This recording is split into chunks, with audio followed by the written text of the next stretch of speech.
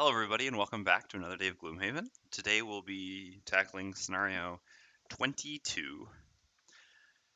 All right, so I've already preemptively done. We did our city event at the end of our last session. I already did the road event, so when I go to the scenario, I won't have to do that anymore. It didn't affect anything here, so we're good. I just got all those things out of the way. So what we have left to do is to spend some gold. 25 gold on the Voidwarden, but I don't think there's really anything left for us to buy here. The only thing we have left open is a head slot. I could consider buying an iron helmet. No, no, no. I'm going to save up for an empowering talisman. That's going to be better. So not that. Okay. So then on the red guard, we have 50 gold. Here we're just missing a hand item. So the consideration is, should we buy the battle axe? I don't think so. With Strangling Chain, it's theoretically okay if our allies do or AoE attacks afterwards. With this, it's okay as well, but in neither case is it really great. The real question is there going to be another hand item that we get anytime soon that would be better? Not necessarily, but it's also possible just saving for enhancement. Yeah, saving for enhancement is probably just better than buying the battle axe here. So let's just keep that hand item open. All right. The hatchet, however, we've got 125 gold. We haven't even done our first enhancement yet. For hand item, or we are actually full on items. There's no slots we have open, so we're good there. So let's just go ahead and take a look at what we can do here.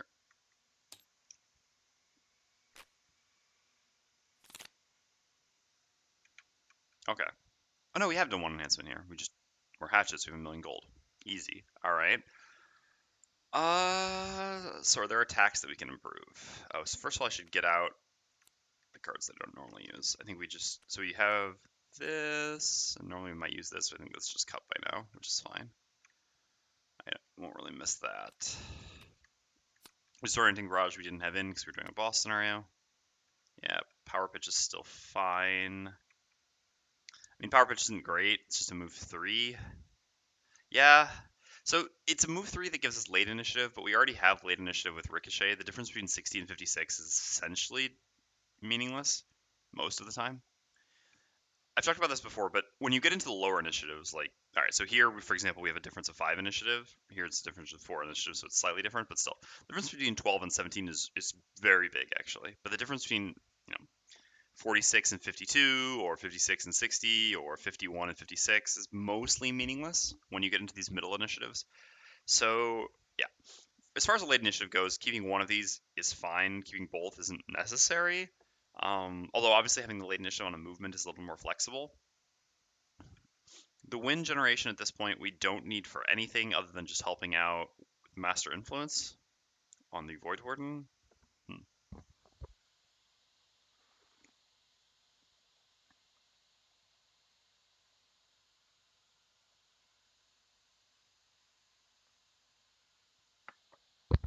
Okay. Sorry, I'm going to try to drink a fair amount of my coffee before it gets too cold. Yeah, so I really don't need this.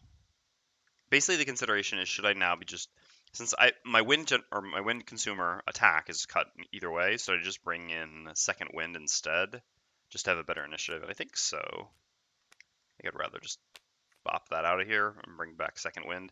Either way, it's just a move 3, and I think an 18 initiative is more valuable to me than a 16 initiative and wind. Although wind does have some value because of Master Influence, and theoretically turning this into a move 4, but I think let's try like this and see how it goes. Okay, so if that's the case, what can we enhance here?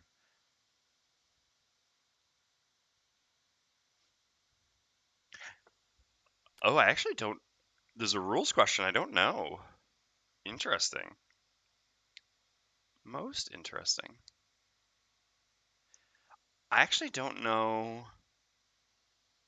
if dotted lines,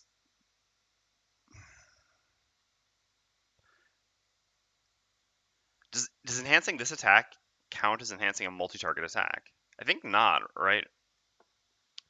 What are the actual enhancement rules? No, we actually are here. No, it was further back in. I believe it shouldn't be. Dotted lines didn't exist back then, but for any ability with multi-targets.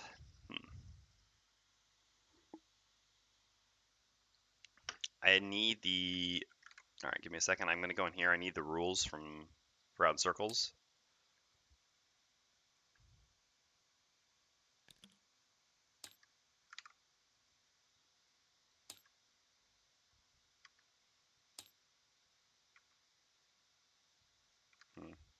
These lines separate the individual abilities of a card action. Okay, yes.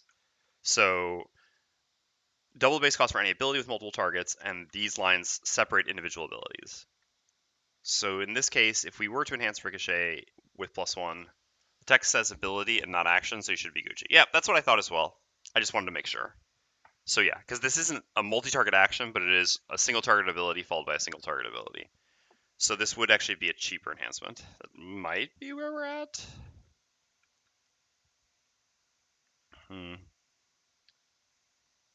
Hey Gripe, hey Chat. Hey Sky Chronicler. I don't know that we have a lot of other more appealing options. So there's also add target. That's going to be what? How much is that? I'll say.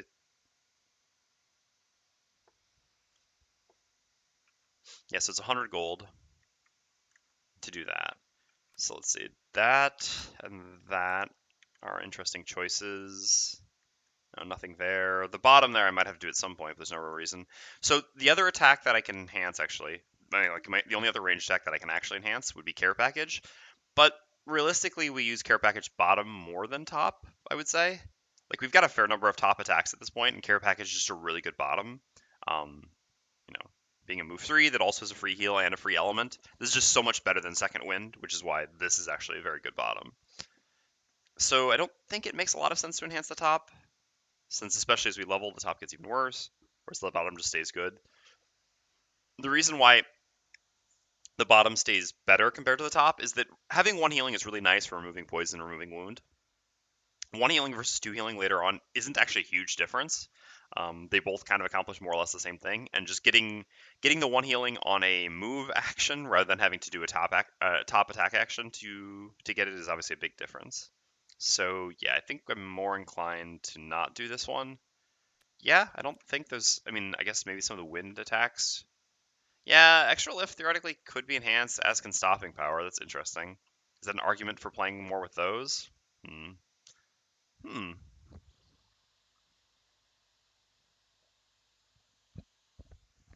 It is true that.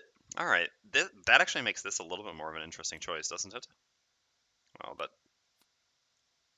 hmm. All right, let's grab all the things. Let's grab everything that we can consider here, and we'll talk it over with chat. So the argument for disorienting barrage is simply adding an additional target, right? Then this turns this into an attack 8 on the turn we use it, which is pretty great. It does scale poorly, especially because today will probably be our last day playing on +2 difficulty. After that, we're going up to +3. I think it's reasonable to play one more day on +2. I mean, at this point, our last 5 scenarios, we've won 2, lost 3. So I think here we're still at the, okay, stick at this difficulty and then go up if you continue to win point. And as we scale up, as monster level increases, both by us leveling and by increasing difficulty, multi-target attack 2s gets a lot worse. So I think Disorienting Barrage is probably a trap. Not really related to what you're doing right now, but do you include destruction tokens when you play Gloomhaven with Jawsline Mercenaries? I've yet to, but theoretically I would, yes. I think you should certainly use destruction tokens if you're playing Gloomhaven with Jawsline Mercenaries. I'm not using the demo, so it's not relevant for me, but yeah, I think I would. I think you should. Okay, so I think we can eliminate that. So Ricochet is a level 2 card, we just got it, and honestly putting +1 attack here makes this pretty good, right? I mean, this turns it into an initial attack 3, this makes this a total of attack 5, or attack 7 when using Fancy Hat. That is appealing, it's only 75 gold, it's not too bad. Meanwhile here, these are also interesting, just because they're level 1 cards, so they're cheaper, and if we put +1, I mean, I think at this point I would rather...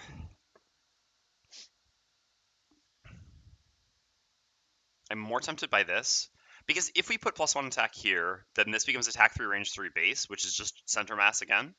I mean, I guess it's now worse than center mass, because center mass actually has the +1. but with also 21 initiative. And this 21 initiative is actually very significant for us. I mean, initiative is an issue for Hatchet at low to mid levels. And then obviously with wind, this turns into an attack 4, range 5, which is very flexible. On the other hand, if we put plus 1 attack here, then obviously we can get attack 5, range 3, which is also very good. I mean, with the Hatchet or with the favorite that's an attack 8. But there, the wind becomes more mandatory. What I mean is like this, if we don't have the wind, then just being an attack 3, range 3 with 21 initiative, that's obviously something we're happy with on this class. Like even an unenhanced center mass now at level 3 we'd still be perfectly happy with, right? Here, an attack 4, range 2, yeah, theoretically we're also happy with that, but it's harder to use the shorter range than the longer range. And so you're putting more power into less flexibility, which kind of gets riskier. Because obviously then like this just really needs the win more than this does. And then we have to bring in the other win card again. And if we lose that card before this card, it kind of just becomes more dangerous. So I think if I were going to enhance one of these, I would rather do extra lift than stopping power. So this one's pretty much all just getting dismissed and going back down there. I still think there's really no reason to do extra lift over Ricochet, though.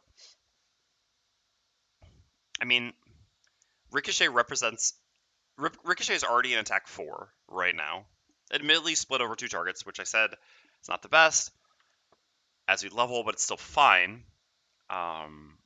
Especially because like eventually we can just replace Disorienting Barrage and just have Ricochet for our fancy hat combos. Where at that point, being able to do, attack 7 split across 2 targets is better than attack 6 split across 3 targets.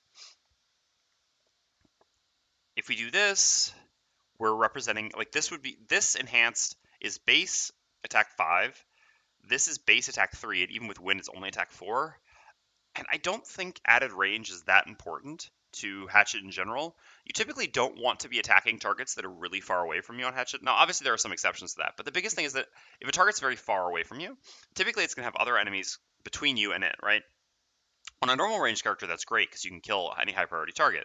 But on Hatchet, you can't really so easily do that because in order to kill targets quickly, you typically want to use the favorite. And if you use the favorite on a target that's far away, you run the risk of putting yourself in a position where you can't recover it.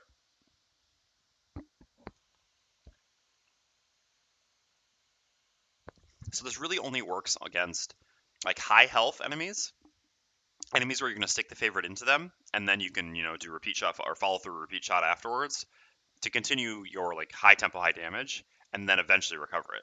But typically, enemies that are that far away are also not often going to be high health enemies because high health enemies are almost always melee and typically run to the front. Enemies which are in the back are different types. That being said, it is obviously going to be quite decent against like flame demons because we can outrange the retaliate. I still think I want to go with Ricochet. I think this seems reasonable. Oh, I guess there's an argument against this though. I took Ricochet to see how good it would actually be, and if it was actually fine in a base Gloomhaven campaign to not take Sharpened Blades, because I really felt I would need the movement. Obviously, Ricochet's just automatically getting better if we immediately enhance it. But I suppose the question wasn't whether we should take Ricochet or not. The question was whether we could survive without having to move 4. And we can still discover that even with an enhanced Ricochet. Also, I don't want to I did potentially handicap myself. Oops, this should stay up there. By not taking the move 4, but I don't want to continue to handicap myself for science. So yeah, let's just do this. I think this is pretty reasonable. All right, so +1 goes right there. 1, 2, 3, 4, 5, 6, 7, 8, 9, 10. Yep. All right, so that costs us 75 gold, which puts us down to 50. It is also interesting that we theoretically can enhance here again while we're limited by prosperity. How much will that be? So it'd be 75. So it'd be 150 gold to do that. Yeah, I mean that's definitely possible. We're gonna have a ton of money as usual, and it's gonna be. I mean, we just got prosperity too, right? Yeah. Well, we're a little bit past it. I think trying to save 150 to get a +1 there as well is going to be more appealing probably than enhancing the bottom of center mass. Typically, you don't really want to enhance the other half of a card you've enhanced, because if you've enhanced one half of a card, you'd rather just use that half as much as possible. All right. So, we are ready to go. We just need to cut a card on the Voidwarden.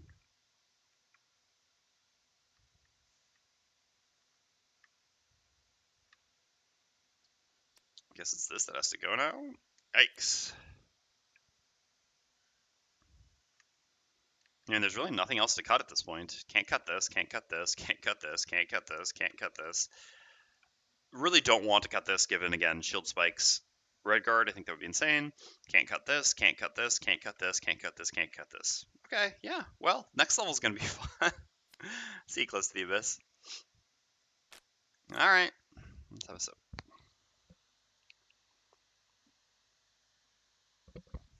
Okay, so I think we're good to go. We can actually get into the scenario now. We've already done road and city events, so we just get to go straight in. We have no special rules for starting, like no negative effects, negative scenario effects, or anything like that. The goal is to destroy all the altars. The altars should have tokens on them, so I'll place those now. They're all just A's, yes. Okay. Here and here. Okay, so all that should have been placed to start. There should also be a number token there, but that's fine.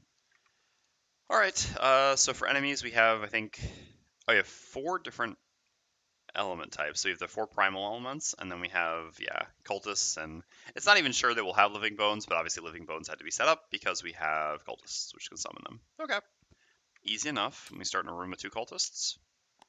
All right, it's time to get to stunning. So we don't actually have any stun, do we? We have a disarm. I don't love that. I mean, all right. Our turn on the Voidwarden is basically the same first turn we do every single time, right? Where are you? So we're going to set up Master Influence. Oh, yeah, I need to... sorry, if everyone will just give me 1 minute. I meant to do this, and I just got completely sidetracked and forgot about it. I wanted to set up the picture-in-picture thing that someone recommended. So I need to just quickly go to the post to see how to do that. Just right-click on the table itself, zoom in on the played cards area, then click lock button in... Wait. All right, I've actually, that doesn't... picture-in-picture. Okay, interesting. Okay, so now I have to ask everyone where they would rather have the picture-in-picture. I guess probably... I mean, to me, it makes more sense for it to be here.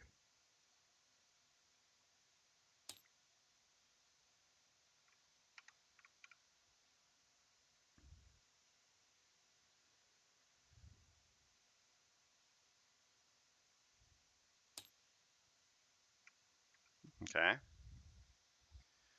Because, so... All right, well, first of all, how do we move this? All right. So I can put this, like, up here. Is that pretty visible on the stream? Let's see. And the VOD? Okay. I think that makes sense, right?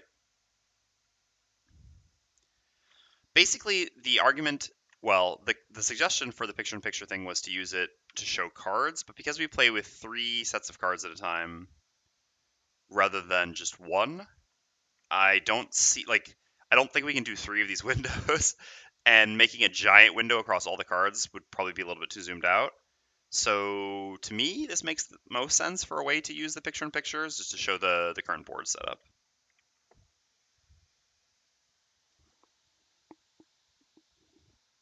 Which should hopefully make things a little bit more visible while playing on TTS.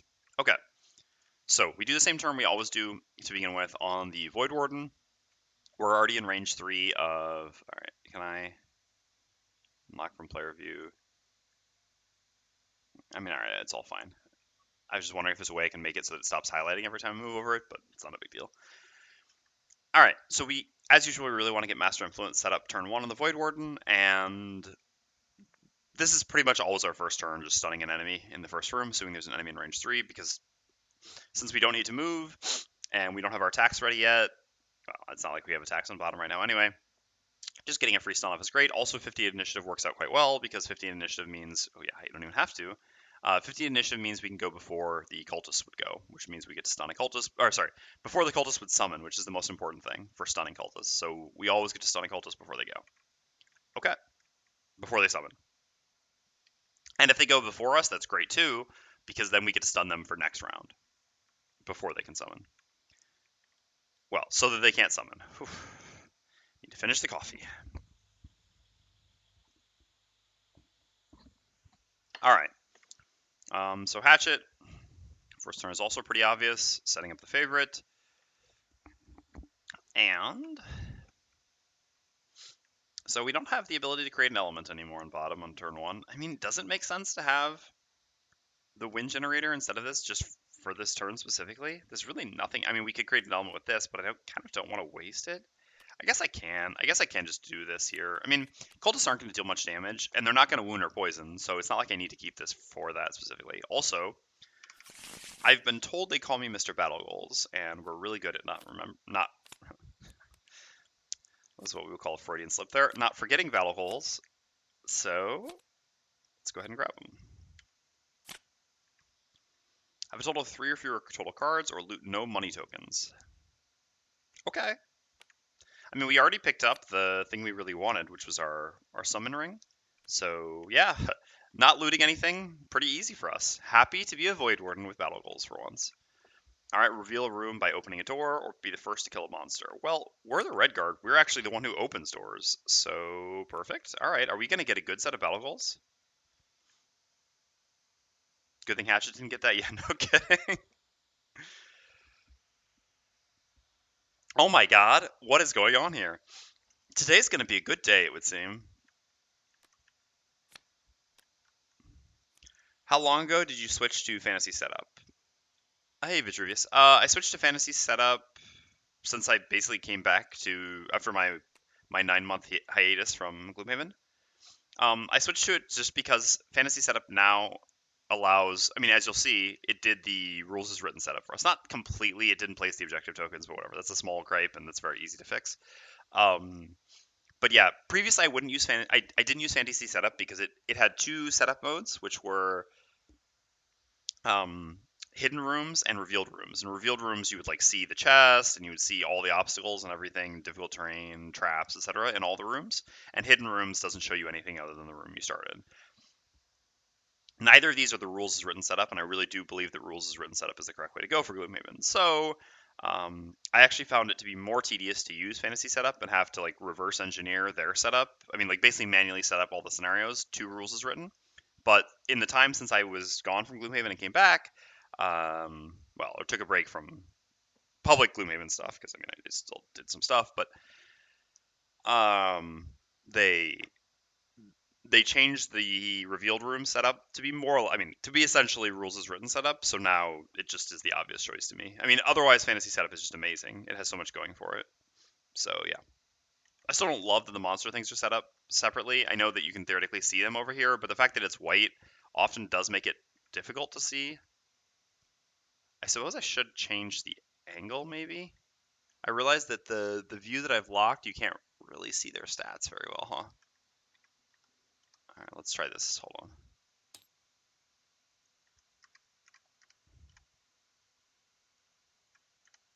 Something like that instead. I mean, as you can see, it's the. I think this is the best angle I can do. Yeah, let's lock that. But even there, it's like it's actually quite hard to read all these things. So that is the one complaint I still have. I understand that they've presented this information here. So like if I zoom in really close, I can see it, but that's not super realistic. Is the fact that like I've never liked that the monster cards were all set up to the two like split across the 2 sides. Realistically, what would have made sense to me is just to take this entire center console here, move it to one side, and then have all the monsters set up on the other side, so you could easily look at all the monster sheets at the same time, because I don't find that their workaround of having the stuff displayed here is very useful because it's quite difficult to see. But it's possible I just have old man eyes, and that's why I can't see it very well. Okay, so we wanted to go later here because that gives us a small chance that the heal does something. It's not like we're attacking anyway, so it doesn't matter if we go early.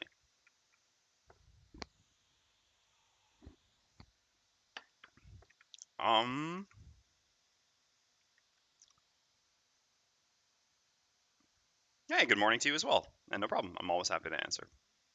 All right. Well, let's get shield spikes set up, I think. It's probably something we want to do. And what? Is there any world in which we can stop? No. There's just no way to stop both of them from summoning here. Because we would need to block 3 hexes, and we can only block 2. Or if we block 3, like if the Voidwarden moves, then we're not stunning one of them. So there's no way. I mean, technically there is a way. If the Voidwarden summons here, and then we move. Do I really want to use the summon in this room, though? I kind of want to say this. I mean, I guess if it eliminates the living bones, maybe it's worth it. I suppose there's no reason not to just start here accordingly and see. That at least gives us the flexibility. All right. Yeah, I think it should be this. This is kind of what we always go with when we do our turn one. Turn one shield spikes, because at least gives us one shield. The annoying thing about this is it's actually extremely unlikely. Well, it's rather unlikely that this actually does anything, because they've got the 2 chances to summon, they've got 2 chances to go at 10, and they've also got the ability to just heal, not attack. So it's actually not very likely that the shield even works. But we can't. I mean, we can only go before them with a single initiative anyway, and in order for that to even give a shield, we need to already have fire. So this still blocks a couple possibilities, like helps them with a couple possibilities. I don't see a better line, as long as we set up shield spikes.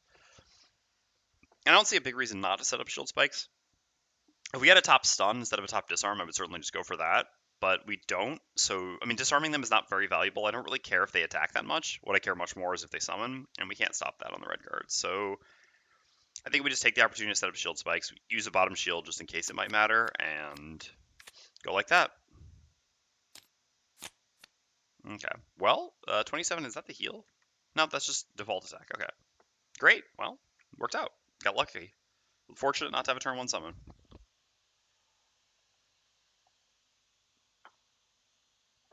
Excuse me, just 1 second, just grabbing my water now.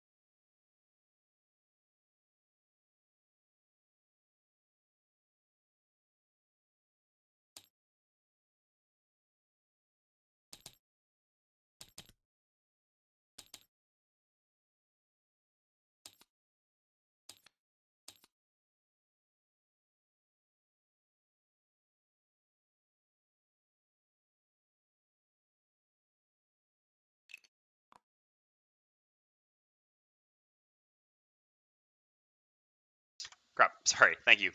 I always forget that. Good catch. Yeah, see, I'm just encouraging chat engagement by pretending to leave my mic muted. All right. I just shortcut all my persistent losses and gave everyone 2 experience, since this doesn't impact anything this round. And so now red guard's turn. We're going to do a move 2 jump, shield 1 self. We're just going to go here to draw aggro from both of them. I don't think there's anything to be gained by having one of them move. It just makes them more central in the room, which makes it harder to block all the spaces to prevent them from summoning. Remember, we are playing Jaws the Lion summoning rules. I mean, we're playing Jaws the Lion rules, which includes summoning rules, summoning/spawning rules. So they can summon on coins. Coins are still empty hexes. All right, so we're done. We have 1 shield. The cultists go. So the cultists will be attacking for 2 and 3 with curse, respectively, against the red guard, who has 1 innate shield here. So, a crit, but we have a helmet, so that's 2. Yeah, we'll use our chainmail and our shield. Why not? So we do 3 damage back and take 0. And we take a curse and a miss. So this will just take 1 because we only have 1. I mean, only 1 innate shield. Oh, oops. Oh no. Oh, I did the bad thing. Oh crap. Well, we got the red background. It's because of my hotkeys for doing something. I mean, the red background's fine, right? It's not extremely more distracting. It sort of is. All right, hold on. It's not been a smooth stream today. Will the autosave be fine? Yeah, the autosave will be fine. All right, give me a second. I'm just gonna load the autosave.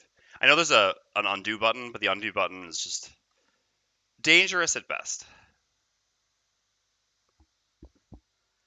So let me just quickly load the autosave. It's because of conflicting hotkeys, basically. Apparently, the hotkey 9 does something here. All right. So we need to just redo all the things quickly.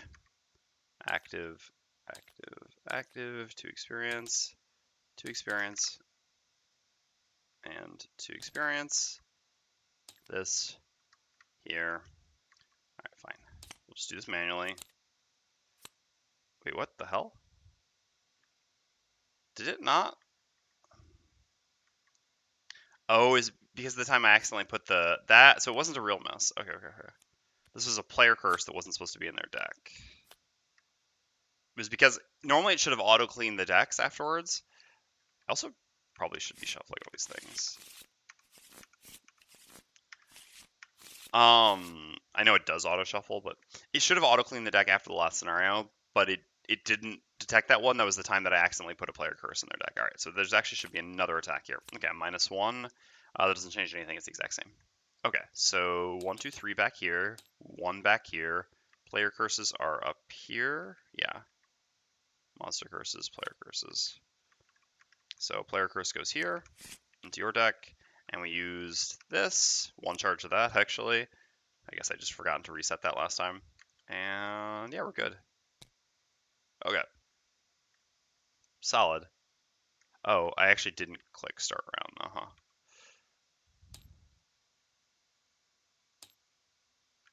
Oh, fine. Fuck. God, darn it.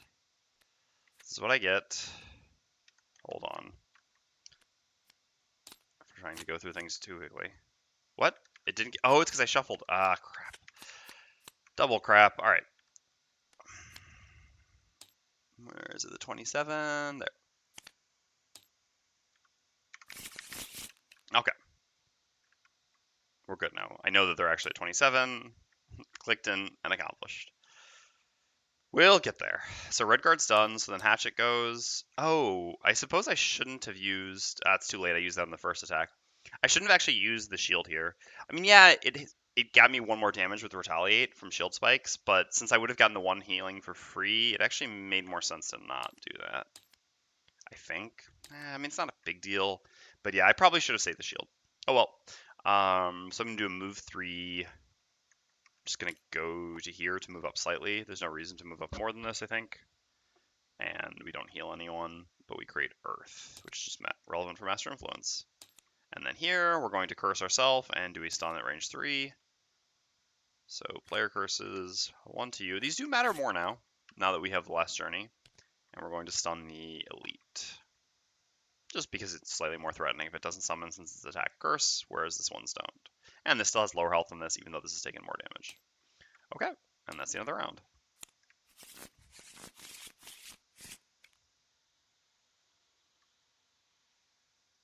Well, it's time to focus down these cultists. Focusing down enemies is typically not the strong suit of the Shield Spike's Redguard, I will admit. This bottom does 1 damage to both. This top does 1 damage to both, plus the shielding. Yeah, seems like the combo here. We are overlapping fire, but that's okay now because we can do this fire into this fire into this fire if we want to. Otherwise, we could do the Strangling Chain here. We don't have fire, so it wouldn't really represent that much damage. It'd be sort of, I mean, it would be a 5 if we go first, whereas here we're doing 6 dispersed. I mean, I guess theoretically that would be more damage, but I think for single target damage we're going to be fine here, and I don't mind shielding up a little bit. Oops, this should have been discarded. Why does it keep resetting the battle interface up to here? Hopefully it'll stay down there this time. All right, well, it's time to test out our new toy, right? This is definitely a fancy hat ricochet turn. Again, while we do want to focus 1 target down, this is still already... So fancy hack ricochet with an attack 3 plus the favorite is 6 here. 7, 8 from the red guard plus the attack here. That's already enough. And if they summon, then the Voidwarden can just be the one to finish it off. Excuse me. So I think I would rather... Like, I'd like to do the last journey, but it definitely makes sense to use Gift of the Void here. Simply because it'd be good to get a poison on the elite, assuming that the regular doesn't need to be attacked. Okay, and suppose I'll use Taunting Fate bottom here. I'm only going to regret using Taunting Fate bottom because I don't need the early initiative this round, and no, so I just shouldn't. But I don't have really anything else to do. I suppose I could use Wicked Scratch instead. Our initiative doesn't matter. No, it does matter in case we have to kill the regular. I suppose I'm just going to throw away Give and Take here. I've already used the bottom stun this rest cycle, so I don't really need Give and Take. The biggest reason to keep Give and Take is because of the because of Freeze the Soul, and we don't have Freeze the Soul right now. Like to pair this with Freeze the Soul. All right, let's just do this as default bottom. I don't really want to add +1 to my attack here.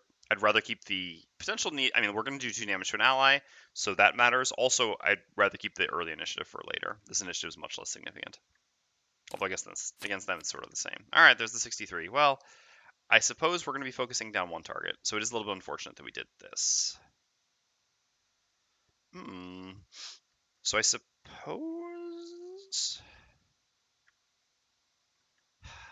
Hatchet goes first. All right, well that's good actually. That gives us more information. All right, so I'm going to start by doing Fancy Hat. Add +1 to all your attacks this round, and then I'm going to use the top of Ricochet. So this is going to be an attack 3, range 3, and then I get to make an attack 2 on something else within range 2 of that. So I'm going to attack the regular here. I'm going to use the favorite. So here we go. So we do have the question of whether we should use the goggles here or not. The goggles are pretty important because we really want this attack to deal how much? How much damage does this need to deal? This needs to deal 6 realistically, and we're making an attack 5. So the goggles, I mean, it's also it's so important not to miss here. If we miss, then this is getting a free summon, and that's just really bad for us. Yeah, because we use Fancy Hat. Oh no, we're already making an attack 6 actually because of Fancy Hat. Hi there, everyone. Hey, Jim Ventrilo. That's tough. As long as we get a +0, we're actually good. God. The biggest reason why I don't want to use the goggles is because I don't think we're in a long rest before we get to the next room. This fight's going to be over so quickly, and the goggles are going to be much more valuable in the next room. We're going to be in a much harder fight. This fight's pretty easy here. No, let's not use the goggles. I might regret this, but I think it's correct. Why does the battle interface keep resetting to there? Can I not just lock this in place? Like, if someone puts this somewhere, why doesn't it just stay there? All right. Whew. Okay. Got bailed out. We were greedy and it paid off. So we actually do 8 here, putting this down to 1, and then our second attack got a +1 if I'm not mistaken. Yeah, so we did plus. I'm not putting the model, that doesn't matter. +1 on our 2 here. So again, it was a 3 plus the favorite is 6 plus 2 from the modifier 8, and then yeah, we did 3 damage here. Okay, acceptable. Acceptable. Wait. No, it was one more because of Fancy Hat. It was a 6 plus the favorite. Or sorry, it was a 4 plus the favorite is 7 plus 2 is 9 actually. And we forgot 1 here as well. Yep, I just completely forgot about Fancy Hat. This actually having 1 more life doesn't matter. I mean, like whether this was at 1 or 0, it was actually the same thing because we're gonna do 1 direct damage with the bottom of Red Guard, but still, yeah, we don't get anything for killing enemies. All right. Well, Ricochet was good. So does that change our plans a bit? Yeah, I think it does. We no longer need the... Like, I was going to just do this bottom for 1 AoE and then do a default attack here. But actually getting a wound on him and then just doing this, I mean, who cares if it's disadvantage? If I draw the curse, I really don't care that much. At least I get the curse out of my deck. Drawing the actual miss would be bad, but I think this is a little bit too good to pass up. So let's just do an attack 1 wound and an attack 3 that creates fire. So we'll create fire. I think I'll do the disadvantage attack first. It really doesn't matter the order, but I believe. Okay, nice. So 3 damage there, and then we make an attack 1 wound. All right, so 1 damage and wound. Well, do I ever regret having played Gift of the Void, which is so completely unnecessary here? Okay. Okay. I mean, I suppose I should just finish him off, though. Right? So do we not go into the next room this coming turn, then? Just let Hatchet move up? Yeah, I think just take a turn to set up makes sense. The biggest issue is if we go into the other room next turn, the furthest Hatchet can realistically go and still make a meaningful attack is here, which I don't like. I'd rather Hatchet just move there next turn, and then we go in the following turn. Yeah, that's fine. What I don't love is that we don't have a lot of like great out-of-combat stuff to do here, since everyone's full, but that's fine. Huh. So it's actually easier. I mean, the red guard next turn can just heal himself, since we have nothing else to do there. Yeah, so I'm actually going to have the red guard make this attack, which is going to make it not an advantage attack, but I think that's fine. Even if we don't kill it, the target's stunned and wounded, so we'll just be able to kill it next turn when we don't have a lot to do anyway. I guess for that reason as well, I could just do this. Lessen Strengthen. If we don't have anything else to do, we can just finish this next turn. The issue is if we finish that next turn, we go after its Death Explode 100% of the time. I don't really love that. That's tough. It's tough. I mean, giving a free bless is nice. Strengthen doesn't really matter, so it's basically just a free bless. No, I don't think a free bless is worth giving this a 1 out of 4 to kind of do a mean Death Explode and give us some curses. So yeah, let's just go ahead and use the top of Gift of the Void. We're going to use on the red guards. The red guard's going to suffer 2. We're going to target the cultist. We poison him. We consume the earth, which turns this into an attack 5. Normally advantage, but the cult it's a ranged attack, and the red guard is adjacent to the cultist. So yeah, not advantaged. All right, still enough by far. Okay, and then we have a default move 2. Of course, now we can actually pick up gold, but we have a battle gold not to. So let's just go to here. Okay. And that's the end of the round. Stop. So I have to fix this. I have to put this somewhere. I mean, this just makes so much sense right here. Does anyone know how to change it so the battle interface stops moving? It's going to be in the thing itself.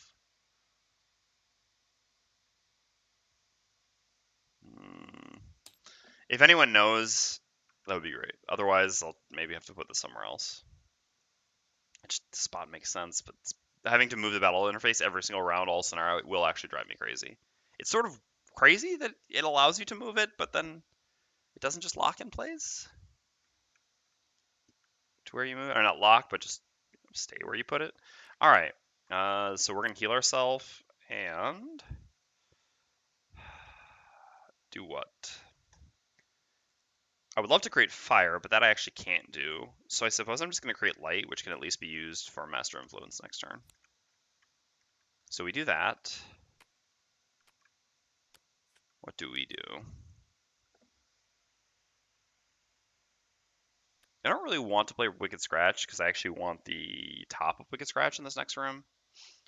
While this is something I could theoretically do out of combat. I could just do this for an experience here. I do like experience, but I don't think that's worth it. I'm actually going to just discard Disarm or Lure of the Void here. The next room is going to be cultists, and Disarm is not useful against cultists. Kind of same argument with this, I think. I'd rather just keep... I need bigger moves because the next room is quite large, and I'd like to move towards the enemies. And these initiatives are all quite similar, so I'd rather keep like 2 moves and 2 attacks, and I don't know, Taunting Fate can theoretically be worked in there at some point. Yep. Okay. So as for us, well, we got rid of Fancy Hat this rest cycle, so we don't really need Disorienting Barrage. And I don't think we're going to want Follow Through either. Yeah, we're not going to have enough time to use Follow Through in this next room. Repeat Shots is going to be a better version, so let's just play these 2 cards here.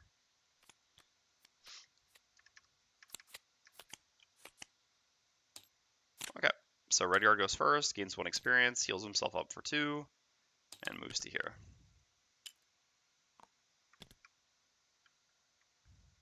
Oh, I forgot that they can do this automatically. All right, Voidwarden does just nothing, so we can move to here. Hatchet goes to here. Yeah, and we've got the favorite back. I'll just keep it over here. All right.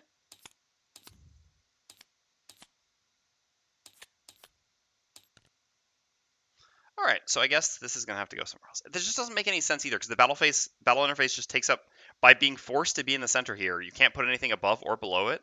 For real, though?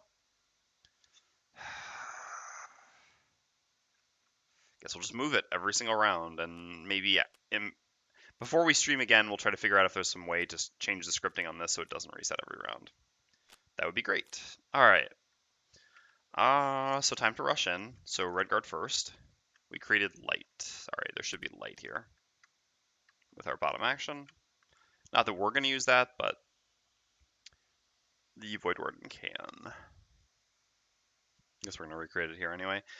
How does the Jaws line characters feel in base game? It's a lot of fun. I mean, I love the Jaws line characters. I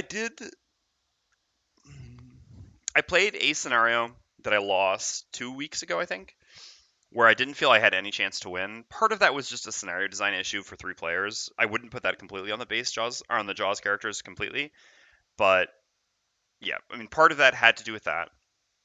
And then, but otherwise, like, yeah, basically these characters just didn't have enough movement to successfully complete that scenario, I think, given the constraints of it. Like, I think base Gloomhaven characters, at least some of them, certainly could have still beaten on in a 3-player party, but the Jaws characters just really could not, because they have significantly less movement than base Gloomhaven characters do. So on that scenario, like, basically if I run into scenarios like that, it does feel a little bit bad, but otherwise it always just feels great. I'm really enjoying them. I think overall there's not really any issues incorporating them, and I think they fit quite decently, with the occasional issue with movement, which does not come up often. I would say probably at most there's like 5 or 6 total Gloomhaven scenarios that you're going to have an issue with that, which is obviously not a high percentage. Okay. So I like creating fire here. I also need a lot of movement, so this sort of makes sense. And yeah, we can actually just do like this, I think. I mean, I could shield, but shielding is so bad in a room with cultists. I mean, it's not really any different than this, is it? But this way I could keep this bottom for next turn to do like top bottom. I know I won't have the light, but still after doing Strangling Chain, being able to do a Warrior of the Sun is pretty good. So yeah, let's go like this. We certainly need a lot of movement, so it makes sense to do Flame Shroud here. And it sets up the fire for Strangling Chain. Okay. So we're going to run to the room. Yeah, this makes perfect sense. We've got that afterwards. Like so. Earlier initiative is still fine here. No, later initiative actually makes more sense, right? Yeah, so second wind actually would have probably been better in this instance. Fair. Big movement, and probably just a ranged attack to start. Oh no, because we do have the element for Wicked Scratch. But I guess we're gonna... No, we're not recreating light here. Yeah, we're actually not recreating any other elements here. So if we're gonna do Wicked Scratch, it needs to be this round. Let's just look at this room. 1, 2, 3, 4. It's extremely unlikely the red guard actually is able to end next to a cultist, unless there's one here, but I think the closest cultists are going to be here. But they could move up if we go late. 68 goes, yeah, but I mean, we don't want to go late with cultists, because if they're going to summon, we'd rather kill. Damn, this is annoying. This is really annoying. I guess I'll just use, I mean, I'll be able to use the dark created by Last Journey for Wicked Scratch, so this is fine, actually.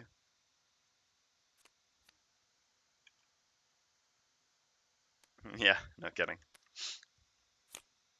No kidding. All right.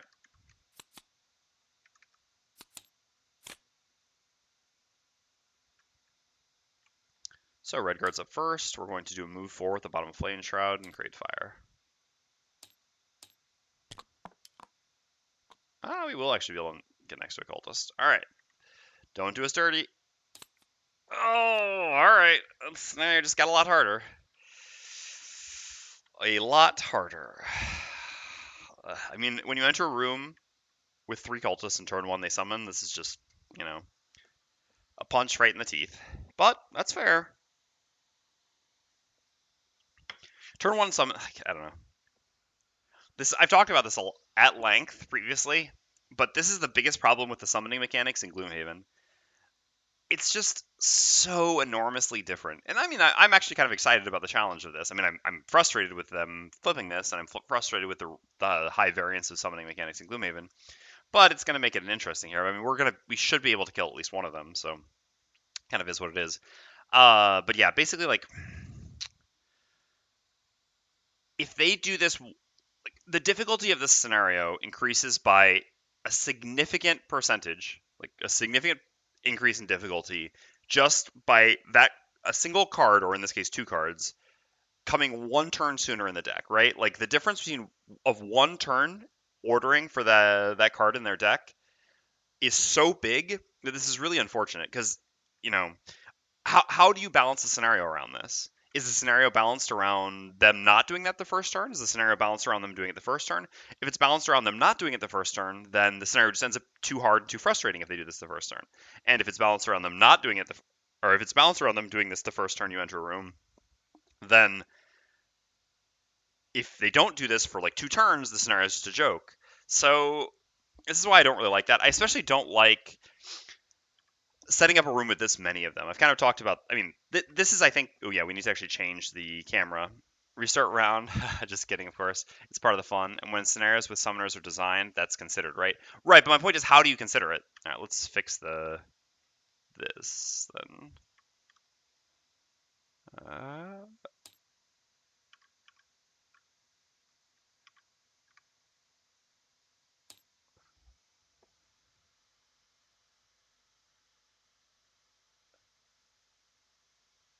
You would go for the middle, balance it for the average. That will show up a bit later.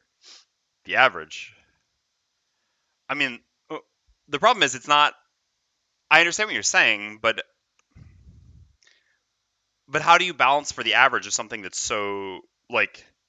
I mean, it could specify attack cards, like someone being introduced only in the round X round the creature is alive. Oh, I understand what you're saying. Yeah, I mean theoretically that's interesting. Like yeah, stuff like that would be more interesting. Well, basically, and so as I've talked about this before, essentially to me the issue with summoners in Gloomhaven is using too many of them in a single room. So in this room, for example, if you have like 2 other enemies and 1 cultist, then if the cultist summons, it's like, yeah, it makes the room harder, but it doesn't enormously change the difficulty of the room, right? Whereas if when you do this many summoners, you're introducing so much variance and difficulty just based on random chance, which to me is a really bad design. It's like, well, it's an unpleasant design because first of all, I don't like variance in games. I mean, I know some people do, and I understand it's exciting and or interesting, funny, like creates memorable moments. So to some people, that's more important. To me, that's not more important. But if that is, I understand. But yeah, so basically, like I think the better, like I think summoners do have a place in Gloomhaven, and strategically they add an important layer of difficulty and decision making. Like I've talked about this before. Basically, in most times in Gloomhaven, the way to approach rooms is simply to open the doorway and then like move back and draw enemies into the doorway and then fight them in the doorway. Summoners draw you into a room, which is really good. But having one summoner in a room still draws you into the room, right? Because over time they're going to accrue value if you don't deal with them. So I still think it's just better not to have done rooms with this many summoners at a time ever. Um, do oozes count as summoners? Yes, oozes do count as summoners.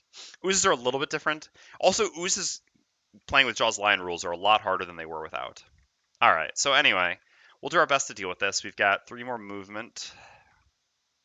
1, 2, 3. I could go here or here. It doesn't really much matter, does it? And let's go ahead and attack this one. We're going to create dark and ice. Okay.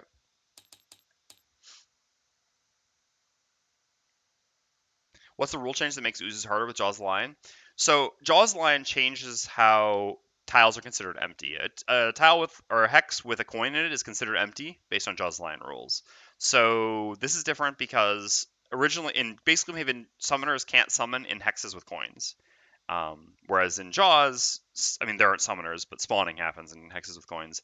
And here since we're using the Jaws Lion rules, summoners will be able to summon in hexes with coins.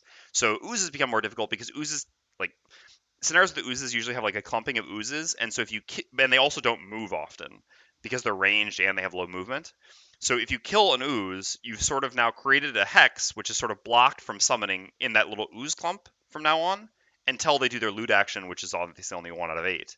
So yeah, basically like oozes were less difficult because coins block their summoning. Now that coins don't block summoning anymore, oozes actually become even more difficult.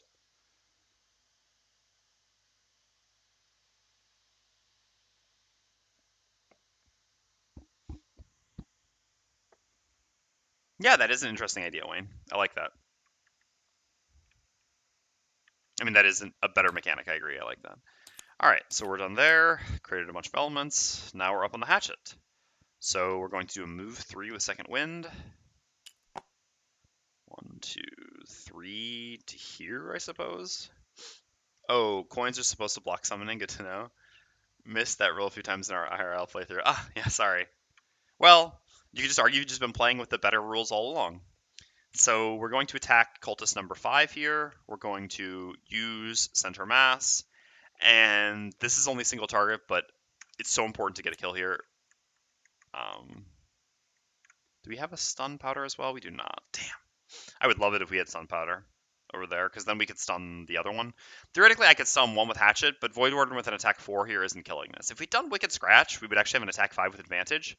So in that case, we would have been able to stun this one with Hatchet, and then have Voidwarden presumably kill this one with Wicked Scratch. But given that we're not Wicked Scratching, we're just making an attack 4, Voidwarden shouldn't kill this one typically, so it makes sense just to have Hatchet kill here, and then Voidwarden attacking here, at least we get a curse. So we'll just attack here, but because this kill is so important, because Voidwarden shouldn't be able to kill this from 6 health, we do have to use the goggles here. So we'll use the goggles on our attack 4 plus favorite throne, so attack 7 with advantage. Well, unnecessary goggles, but you know. Alright. Voidwarden's up, so with the Voidwarden, I'm gonna recreate Dark anyway. I could use one of these other elements. Do I care about Ice, for example? Yeah, I can use it on Taunting Fate next turn, actually, or Suggestion, either or. So I suppose I should leave the Ice. Oh, there's this light here, which isn't getting used and is going away. So perfect. So I can get an experience. Alright, so I'm gonna use the bottom of Resign Frenzy, consuming the Dark, and gaining 1 experience to get a move 3. 1, 2, 3 to here. Yeah, it doesn't change too much. Yep. Well, I guess it's better to be near people. I don't know. It's really not going to matter. But sure. All right, so 1, 2, 3 to there, gaining 1 experience. And then I'm going to use the top of Last Journey to do an attack 4, range 3 curse, targeting the regular cultist here. There's nothing of value that I could apply to this attack, so we'll just do it like that. Okay. So we consume dark, but we use dark. Oh yeah, I wasn't. This doesn't really matter. I was thinking that I was using a random element anyway. So we did 5 damage here, and we give them a curse.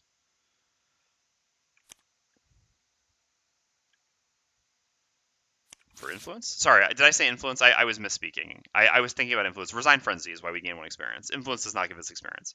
We consumed the dark with Resign Frenzy. We didn't use a Master Influence attack this turn. I must have misspoke. I don't know. I'm a little bit out of it today. It's been a long couple weeks, work-wise at least. So I just attacked with this. The 1 experience I gained was by consuming the dark with Resign Frenzy bottom. I just got 1 less movement, but gained an experience. I think it was worth it. I don't really think I needed to go further into the room. Like, instead I could be here, but here I already have range for Wicked Scratch, so I think it's fine. I guess here, no, I still wouldn't have range to Wicked Scratch down there. All right. So now the cultists go.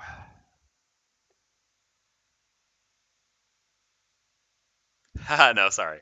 Yeah, that's my bad. Like I said, I'm sure I was just being a little bit careless. All right, so they suffer 2, and they summon some skeletons. All right, things just got more interesting. That's for sure.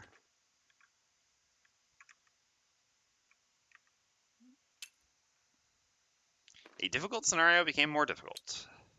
Put these on them so they don't drop coins, indicating they're summoned. So this one would have summoned first. It can be in either of these hexes. Guess I'd kind of rather them clumped up. And this one can be in either of these hexes. Guess I'd rather this, because then I can go here and do some sort of AoE thing. Yeah, a little mobilizing thing. Yeah, I like that. At the same time, I wanted to do some strangling next turn. Damn, that's annoying. We can strangle bones, but that's not very appealing. Okay. I mean, no matter what I'm playing these 2 cards, I'm going earlier, and we'll see what we do. I guess that's the best way to portray that. Here, I'm doing this, also going as early as we can. And here, I guess I don't really need taunting, whatever. I mean, if the red guard goes here, we have ice. What would be the math on this then?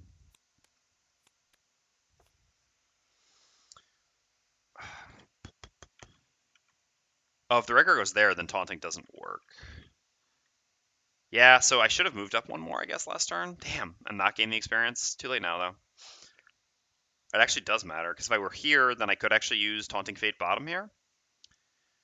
to essentially give 2 more attack instead of giving a curse and being able to move. Otherwise, if we do taunting, yeah, so Redguard would go first. It doesn't really work, because if Redguard makes 2 attacks here, this is basically just dead. We don't need to Wicked Scratch this. I don't even know who we're going to Wicked Scratch here. So, yeah, we kind of just need Redguard to move here, do the AoE shielding, which is fine, and then we can give some Wicked Scratching. So in that case, I mean, this is fine as well. Obviously, the alternative would be better. I'd rather be adding 2 attack here than giving a curse, but it's not that big of a difference. I mean, like, giving a curse is certainly better than adding 1 attack. Giving curse isn't as good as adding 2 attack, but it's close, so it's not that big of a deal. But yeah, that was a little bit of a mess up. I mean, we gained, so like basically, like we're gonna get a curse and 1 experience versus 2 attack, just because this doesn't give experience on bottom when we consume now. I don't know. I mean, I got greedy taking the experience, but I really like leveling up these characters because I like them so much. So I think most people playing there like would have probably taken the 1 free experience that turn. So I don't know. I can't blame myself too much for it. All right, so Living Bones go at 12. That's fine. So they're not attacking, so that does kind of change things a little bit. So Living Bones go. They're shielding and healing. This doesn't matter. Time to not focus the Living Bones. Pretty easy. And this is just default. Okay. So that does change our plan, certainly, then. We're definitely going to go Strangling something. Go something a little Strangling. We're going to get to Strangling. Alright, so...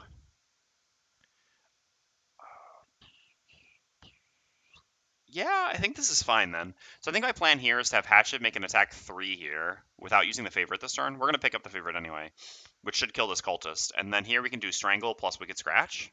Seems pretty fine. I don't really see an issue with this. Is there a better... I mean, is it better to... no, but we can't Wicked Scratch this one. It has to be Hatchet to attacks here. Yeah, all this makes sense. This lines up well in terms of being efficient. All right, so we're going to do the bottom Warrior of the Sun as a default move 2, and then we're going to do the top of Strangling Chain. So we're going to do default move 2 to here. I really should get used to having them auto-loot. It's just because I click characters when it's their turn, not after their turn. I need to get used to that, though.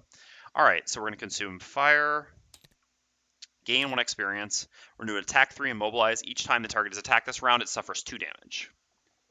And we make our attack 3. Okay. Our modifier decks have been very kind to us this far. I'm not placing the character token. I know this cultist is getting a strangle. Okay. Oh, but Hatchet actually goes after the cultist. I mean, whatever. I don't really care if that cultist goes. It's gonna make an attack 2. It doesn't even curse at this level, so this is still fine. This is fine. Okay, so we're gonna do the bottom of Suggestion as a move 3. We're gonna consume the dark to give them a curse. Always welcome. So 1, 2, 3 to there, I think. Yeah, it goes here afterwards. That's fine. Yeah, there's really no reason to be here. Here we'll have range 2 always to everything.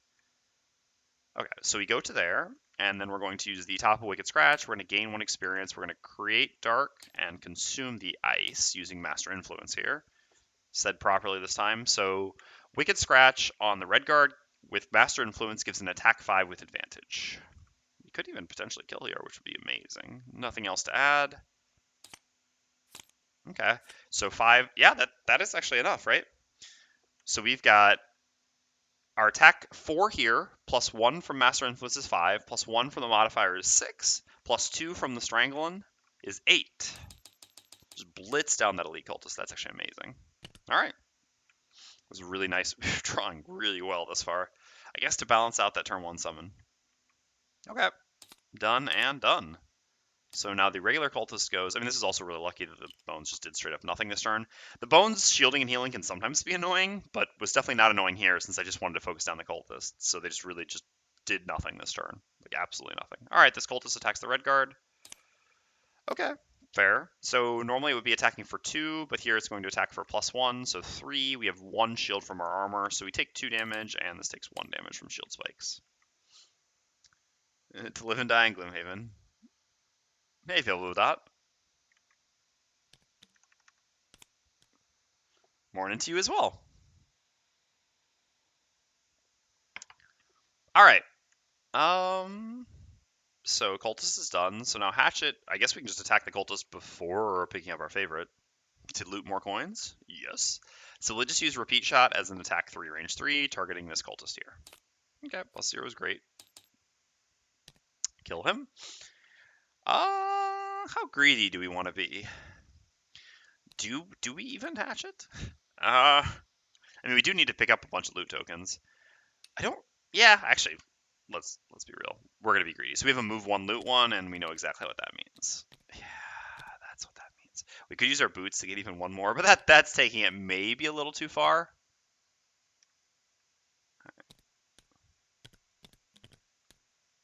And this is why Hatchet's an obscene looter. I never got to play with Hatchet and Voidwarden at the same time, but I did play with both in the base game. I haven't even played Jaws Lion yet. Fair. I really love playing with the characters in the base game, so I think that's already a great way to start. And having Hatchet and Voidwarden together is great because obviously Voidwarden has an ability to give a fair number of blesses, and Hatchet loves blesses. So I think this combo is great. I mean, I don't think this combo is great if they're the only two characters in your party because it becomes a lot harder for Voidwarden to use like Wicked Scratch specifically. But Hatchet is a great candidate for using Gift of the Void and for giving blesses. Oh, hold up. Sorry. I just cleared chat quickly. Try to remember to use. Oops, my hair is getting a bit crazy.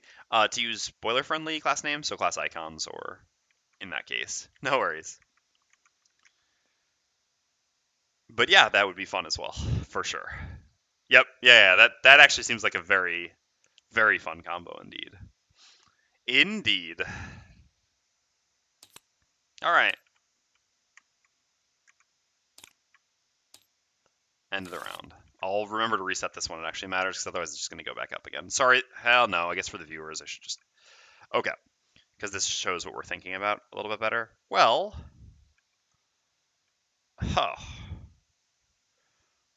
So we have dark. That's interesting. I don't love how easy it is for them to multi-target right now. That's the one thing.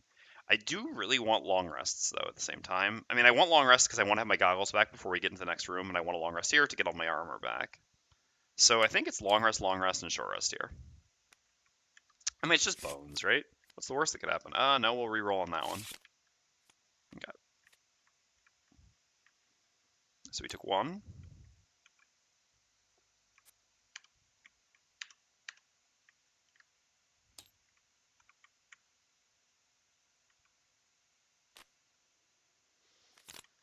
All right. So we have dark. I mean, I think our turn is pretty obvious here, just doing these two things, right? I could do these two things, just make sure they don't attack. I don't really care if one of them attacks. He's gonna hit two targets, but we're also long resting, so we're getting some amount of healing anyway. It's not that big of a deal. We also have plenty of healing afterwards. So yeah, I think just doing this makes sense. Okay. So the bones go at 25. That's just gonna be a standard turn. Oh, it's even -1 attack. Sure. So this one will go to here and hit the red guard and hatchet, and then this one 1, 2, 1, 2, 3. So this one will go here and hit the hatchet and red guard. So it will be red guard, hatchet, hatchet, red guard, and their attacks are normally for 3, but here -1, so 2. Yeah, so 4 total damage or 4 total attack on each target. Yeah, not insignificant. All right. So red guard, hatchet, hatchet, red guard. Yep. So red guard. Okay, 3 we take it. Hatchet 2 we take it. Hatchet 4 we take it. So 6 there and 3 to the red guard thus far, and then 0 to the red guard. Okay. All right. Well, fair. I was kind of hoping to stun them before they win, but will the second bone dude not hit Voidwarden? So the second bone dude was here, if I'm not mistaken, correct? So it's possible that you would think this because of if you were using Jaws Lion. I mean, I guess. All right. I should have specified this, but I'm not using Jaws Lion focus rules. Jaws Lion focus rules were simplified just to reduce complexity. I don't think that that's going to remain a rule going forward. Um, yeah, so we're going to continue to use the base Gloomhaven focus rules, which is why it would attack Redguard here. So what that means is, so in Jaws line, first it's the closest target that he can attack, right? The lowest amount of movement to attack something, to perform an attack, is its primary focus. And then in the case of tie, there's just initiative. In base Gloomhaven, there's actually a third thing in between those two. First, it's movement to hit. Second is distance as the crow flies, basically. The distance to target. Not distance to attack it, but just how far away the targets are. And then third is initiative. So in Jaws line, correct. Would be correct. The living bones here would actually go here and hit the Hatchet and Voidwarden. But in base Gloomhaven, again, while we are using updated Jaws line rules for essentially everything else, that wasn't really an updated rule. That was just a simplification to make Jaws simpler because it was meant to be for new players. In base Gloomhaven rules, this Living Bones here would actually focus the Redguard as its second target. First, primary target, obviously Hatchet. It's adjacent, so it doesn't need to move at all. That's really easy. And so for secondary target, it's always 2 movement to here to hit either of them. But the Redguard is actually 2 distance away, whereas the Voidwarden is 3 distance away, which is what makes the Bone's second target be the Redguard. All right, so I did get these all correct, right? Yeah. So we had a 3, a 2, a 4, and a 0. So a 3 we did here, a 2 and a 4 was 6 here, and then a 0 here. Thanks for the explanation. No problem. All right, well, yeah, and that wasn't great. That was more damage than I would have liked. I would really like to get a stun first, but oh well. So I'm going to use the bottom here. I'm going to consume the dark to not curse myself, and then I'm going to use the last journey to recreate the dark. I'm going to stun the one adjacent to me, because I'd rather attack a different one than I stun, since the one I attack is closer to death, and I'm stunning for next round. So I'm going to stun this one. I'm going to attack this one. Okay. Or here. Okay, +1. So this is a 4. He has 1 shield, so we do actually 4 damage, and we give them a curse.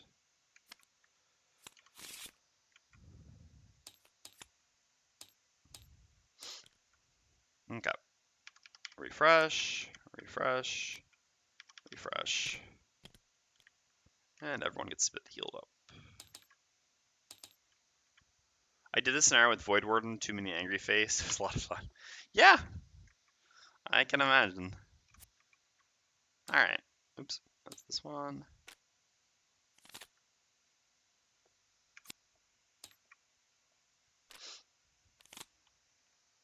Just a few weeks ago. Cool. Alright, so what's the time to get rid of? I think this is the most likely candidate, although the bottom here is actually good. I suppose I'll maybe want direct damage in these coming rooms. Honestly, I should probably just get rid of Desert Knight.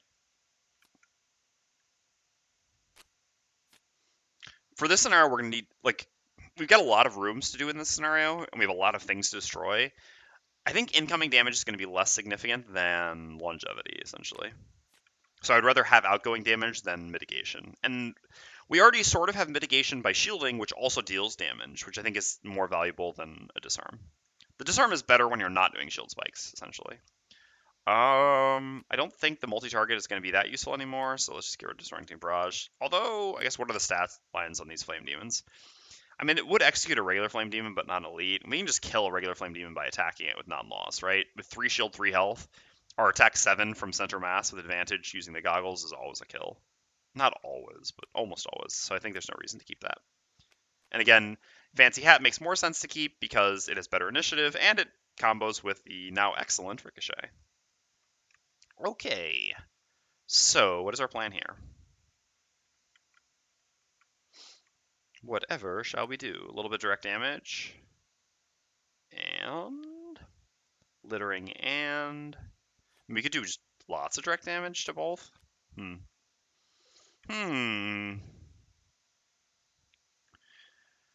So the Redguard shouldn't need any more healing. We can just do our top heal 4 at some point when we're out of combat. Hatchet could use a bit of healing.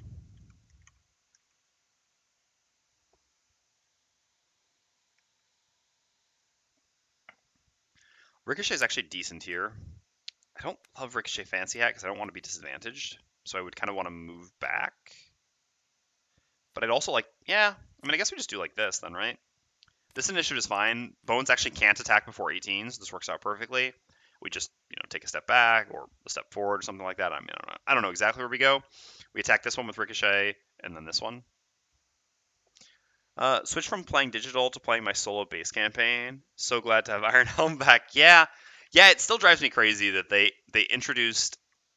I mean, given the classes that they introduced, that they have yet to introduce the Iron Helmet, I would love to see that in digital. Okay, so for elements, we have nothing. I love my Iron Helmet. It's already been great once the scenario. I mean, oh, we also succeeded at our battle goal already. We opened a door. So we just have to loot nothing, and we have to loot 5 or more.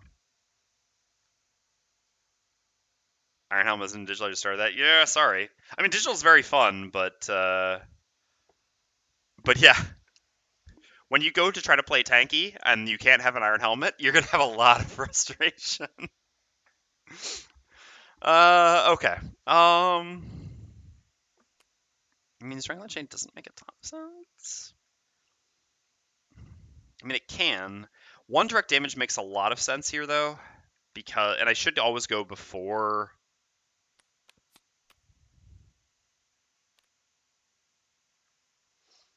20. So here we make an attack 3. We don't have to actually use the favorite when hitting here.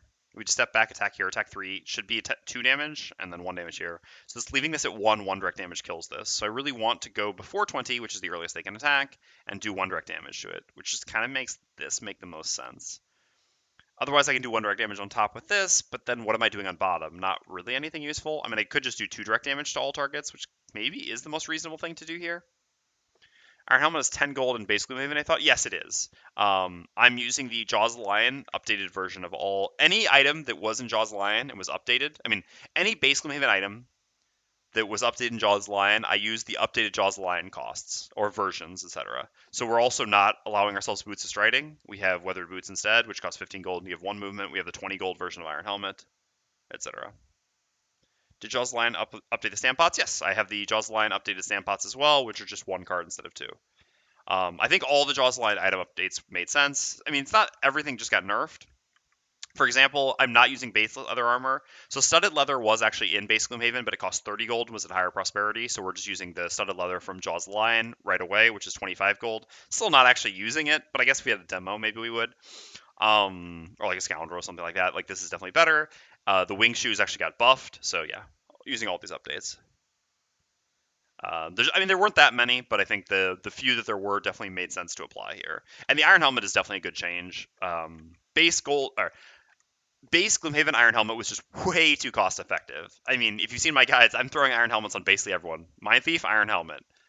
Bolt, Iron Helmet. Tanky class, Iron Helmet. Doesn't matter, Iron Helmet.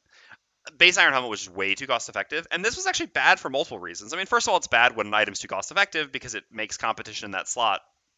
I mean, it reduces competition in that slot, which means less different interesting items get used.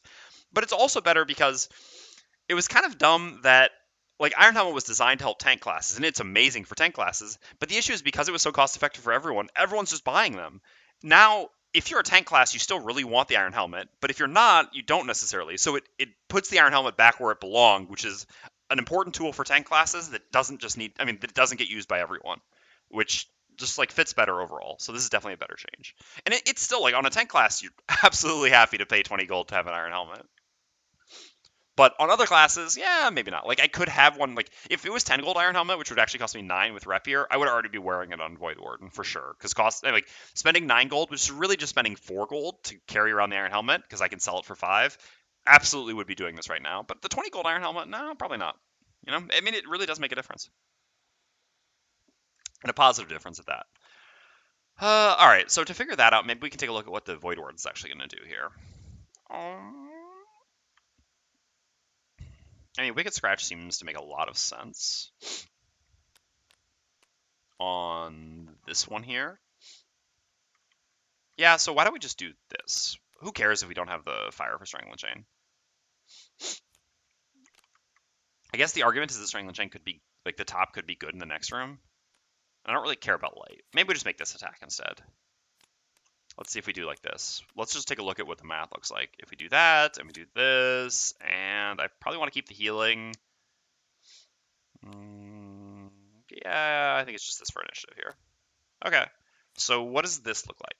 So we make an attack. So again, this should die to Hatchet. That's clear. I mean, die to the combination of our abilities. 14 plus 18 before it goes to 20. And then here, this one will take 1 direct, and then attack 3, which is 2, so 3 damage, and then Wicked Scratch, which is 4 plus 1 from the Dark Consumption, so 5, so 4. Yeah, that kills with a little bit of a margin anyway because of the advantage attack. Makes sense. Guess I'm going to have to do some research on how to fully integrate Jaws of the Lion with base Gloomhaven before starting the Gloomhaven campaign. You mean on TTS or in real person? I mean, here I just went into the TTS mod for Jaws of the Lion and just like I'll show you exactly how you do it.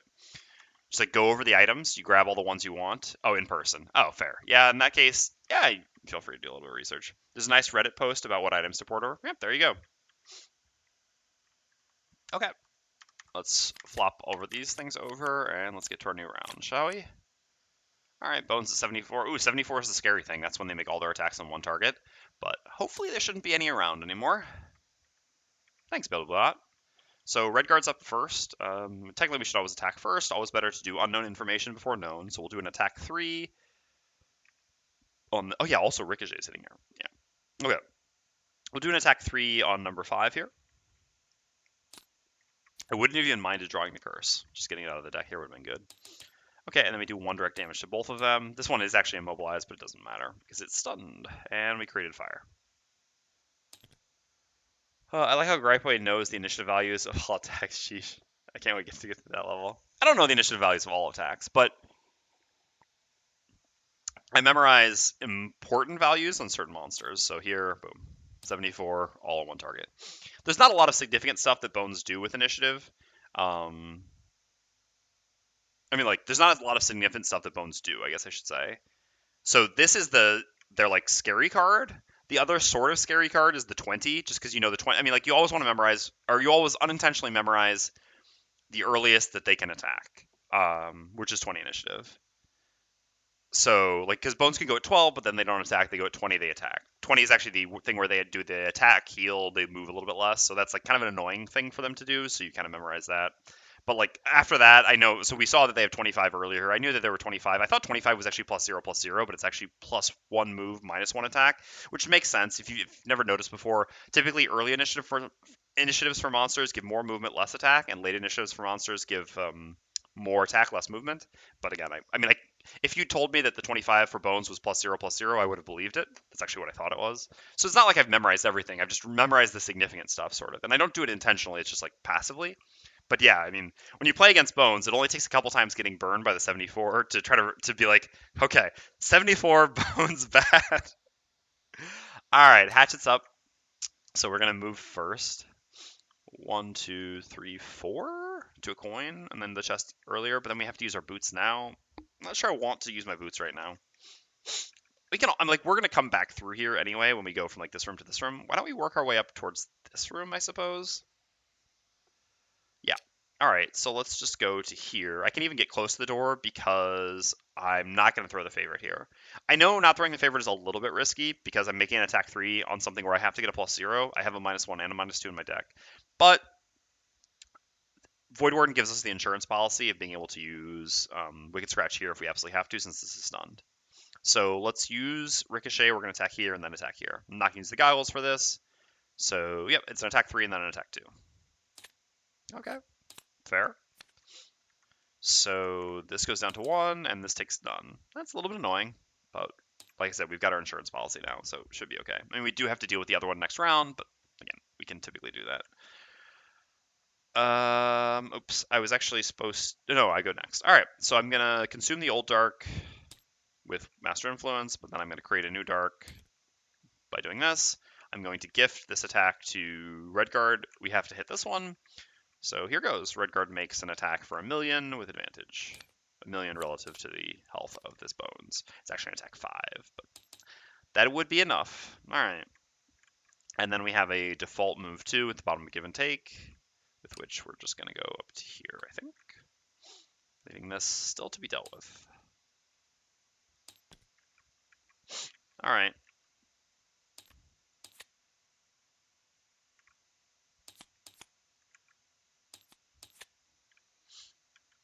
I know I need to adjust this in just a second, but I'll just finish up this room quickly. All right, so this What do we have? Oh, we have fire even. That's interesting. This being 1 direct damage is pretty appealing here. 1, 2, 3, 4, just to there with 2 shield. Seems fine. Recreating fire doesn't really matter. I know we're not really doing AoE damage, but this still makes a lot of sense. We get to get a 100% kill on this bones before it can possibly go. After killing it, we do a move 4 to the door, which allows us to open the door early and have 2 shield when we do it, which gives us pretty good mitigation against whatever's in there. So that certainly makes sense. Overall, this is just a very logical turn. I did want to do some healing, I suppose, and we didn't get to do that. But I think while we have the fire up here, this certainly makes sense. Okay. So what is our plan then?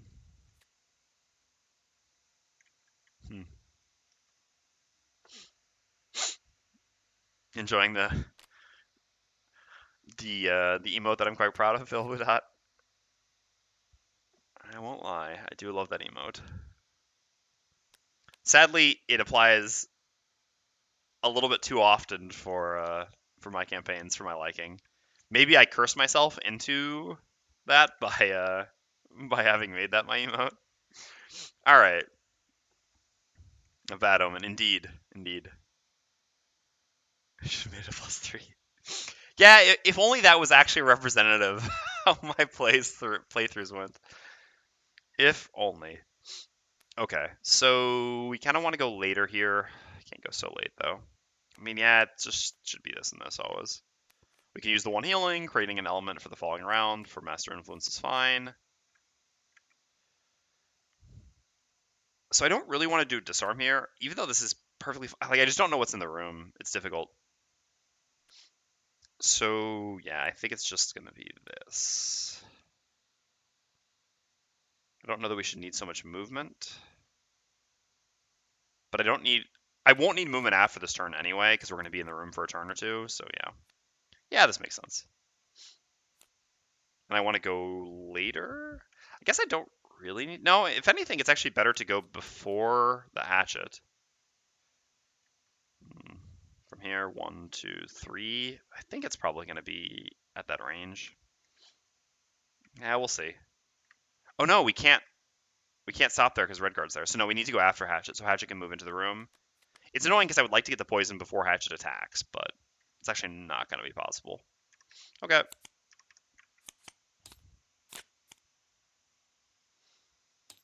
Redguard goes. We're going to consume the old fire, create a new fire, gain 1 experience. We have shield 2. Oops. So old fire's gone, new fire's created. So first we do this. We do shield 1, pull, doesn't matter. All adjacent enemies suffer 1 damage, which kills this. And then we do our move 4, where we consume the fire to create shield, but we also create a new fire. Both on top and bottom. Okay.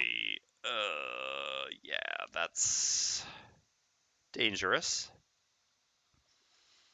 Okay, so will this actually apply the special rules? I don't imagine. So, special rules. Oh, we were actually supposed to read them here, but it didn't actually matter at the time. So each altar has 4 plus C times L hit points. For each altar that isn't destroyed, regardless of whether it has been revealed, the maximum hit point and attack values of all demons is increased by 1, and their movement and range is increased by 0.5. So all the demons right now have +4 hit points, which actually makes fire the hardest to do. So this was absolutely the worst room to go into first, but I was not looking ahead here. And I did not remember which room was which. Obviously, if I could do it again, I would not go into this room first. Because giving bonus health to, for example, so like a frost demon or an earth demon really doesn't matter. They have a lot of health and they're not very scary. But bonus health on flame demons is actually insane. This is by far the worst room to have entered first. Yeah, alright. At least their retaliate range is only 2, so we can still at least make attacks on them. It's just kind of rough. Rip. Yeah, we've definitely chosen the hardest path. But again, we didn't know what was in which room, so it's a surprise every day. Alright. Well, that's fine then. At least they're just doing that. I mean, them attacking wasn't going to be that big of a deal either, because we have 2 shield and they were just attacking for 3, but this is also fine. Okay. So they go now. They have how much? Oh yeah, their movement is They have +2 movement, so even though they have -1, they're actually +1 here. So more than enough movement. I'll worry about the altar health when I actually get to it. So this would have gone here, placed a trap here, and then this would have flown on top of the trap, and we can put the trap sort of wherever we want. I guess we'll put it down in the corner. Corner is 1-2 away. Here is 1-2 away. Yep. All right. So where are the traps? All right. Oh, did they get bonus attack as well? I thought they actually did. Oh, attack values as well. Yep. Yeah, attack values are also increased. Good point. So yeah, them attacking actually would have been scary. So this was actually very lucky. All right. So trap there and there. Yeah, this is definitely the worst room to open. No doubt, no doubt, no doubt. All right, we're done. So the hatchet's up. Well, I'm going to take a step back with Care Package, doing a move 3, because I want to get outside of the retaliate range. So I'm going to step to here. I'm going to heal myself for 1. I'm going to create Earth. Oh, sorry, they were actually supposed to mess with an element as well. Which element do I want them to mess with? I mean, they're recreating fire anyway. Yeah, I guess I'll leave the other element. So sure, they consume fire and create fire with this. So elements are the same. All right, we create Earth. Did he heal for 1? And now we're going to attack with Center Mass. This is an attack 4, and I'm certainly going to use... I guess it is pretty valuable to just kill one of these outright. The Piercing Bow is not actually going to get any better. After this, there's the only other thing the Piercing Bow is good against is Wind Demons, which do have lower shield. Yeah, 2 shield instead of 3. So, yep. All right, we're going to use the Piercing Bow. I'm going to use the Goggles because I can't afford for this attack to miss, and I'm going to throw the Favorite. So this makes this an attack 4 plus 3 from the Favorite, so 7. Attack 7, ignore all shields with advantage, and I'm going to be attacking number 1, I suppose, because it's easier to pick up the Favorite there than it is there. Okay, on number 1. Good thing we use the Goggles. All right, so our attack does 8, and we kill. And the Favorite is there.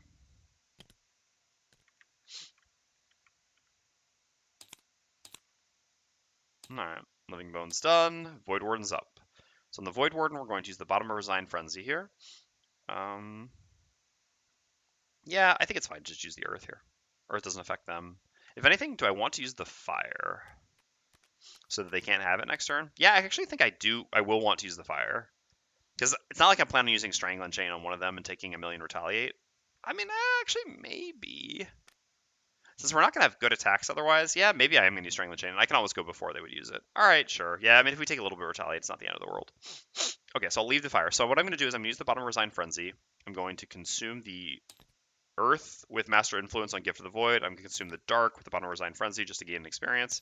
I'm going to recreate Dark with Gift of the Void. So with Resign Frenzy, I'm not moving anywhere. I guess I can move up. It's actually fine for me to be 1 closer. Is there any reason to be 1 closer, though? I actually don't get to even make an attack next turn, which is going to also make Strangling Chain a little bit worse.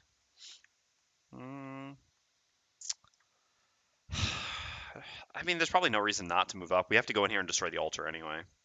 So sure, let's just move to there, and then we're going to do Poison range 3. So we poison you, and we make the Hatchet suffer 2 damage. Nice that we haven't reshuffled that mess yet. Okay.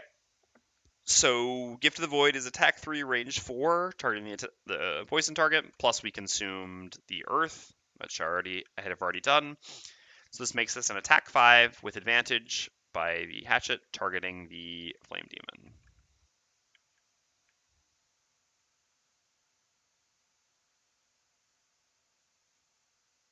Yeah, that is a rough shuffle card, you're not wrong. We could use the Sun here, but there's really no reason to. Oops, what did I just touch? Oh, I accidentally flipped that over. Okay, here we go. Okay, +1's fine. So the Retaliate range is only 2. Oops, I need to change this, sorry. Let's just do it like this, I guess.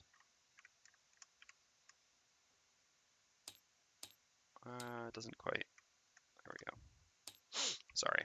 I gotta get in the habit of updating that every time. Okay, so This is an attack 5 base, because 3 plus 1 for Master Influence, plus 1 for the poison, plus 1 for the modifier, so 6. This thing has 3 shield, so it should take 3 damage. Okay. And its retaliate range, like I said, was just 2, so at least we did not get retaliated. Okay.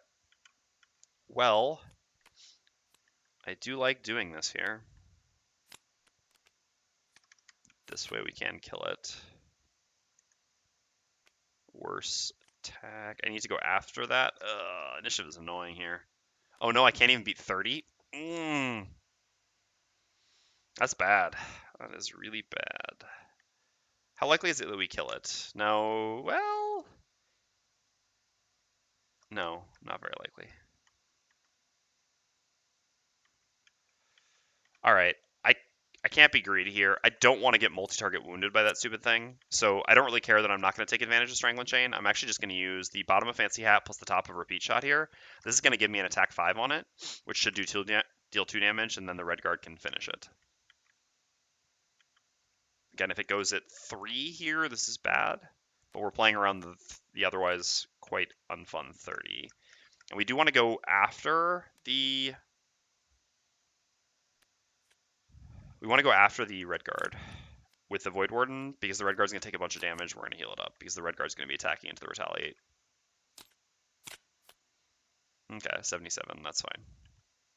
So Hatchet's up first. Does this allow us to be a bit greedier here? Because it would be nice to go pick up the favorite and, like, to actually get to move this turn, right? I think we can now get away with being a bit greedier, yes. So let us simply make our attack 3, range 3 with Repeat Shot, and we're just going to use Fancy Hat to move here. Since also what this is doing this turn is not really threatening. Okay, so we make an attack 3, range 3, targeting the demon plus poison. Okay, well. So it's 4, which is actually 8. Sure. And then we're going to use the bottom of Fancy Hat as a default move 2, plus we're going to use the Weathered Boots to get a total of move 3.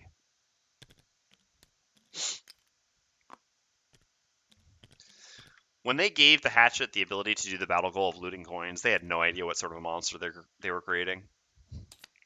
Alright, I need to actually check the health on this altar now. So again, the altar is 4 plus C times L, so L is actually... So the scenario level is actually 3, not 4 here. So L is 3. Again, it's just monster and traps that get boosted by 1 for solo, which is why we get rewards as if it's level 3 as well. So scenario level is 3, characters are 3, so 9 plus 4 is 13 health. So let's just grab...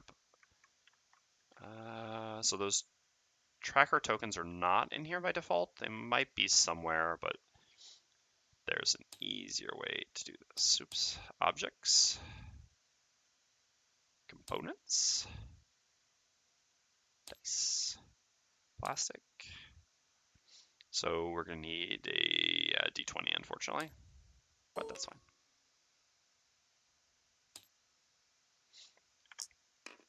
Okay, I won't set it on top, but we know that that's the health for the altar there. I guess I should slightly update the camera then, huh? No, it actually makes more sense for this to be overhead. Let's try this.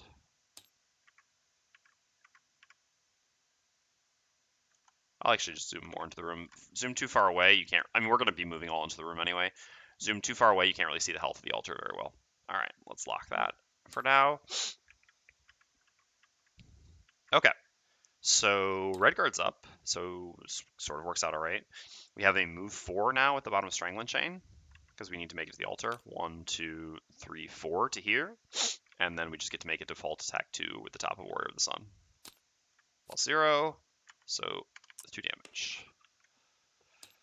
All right, so the Voidwarden is up. So we also have a default move 2 at the bottom of Signs of the Void.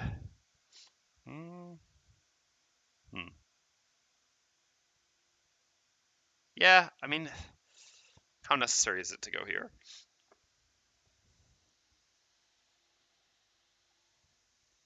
Oh, so we discovered that so we can use the favorite on this if we want to, although I don't want to have to use the favorite because then I have to go all the way over there. I could certainly Wicked Scratch next turn, although I could also just Long Rest next turn. Huh.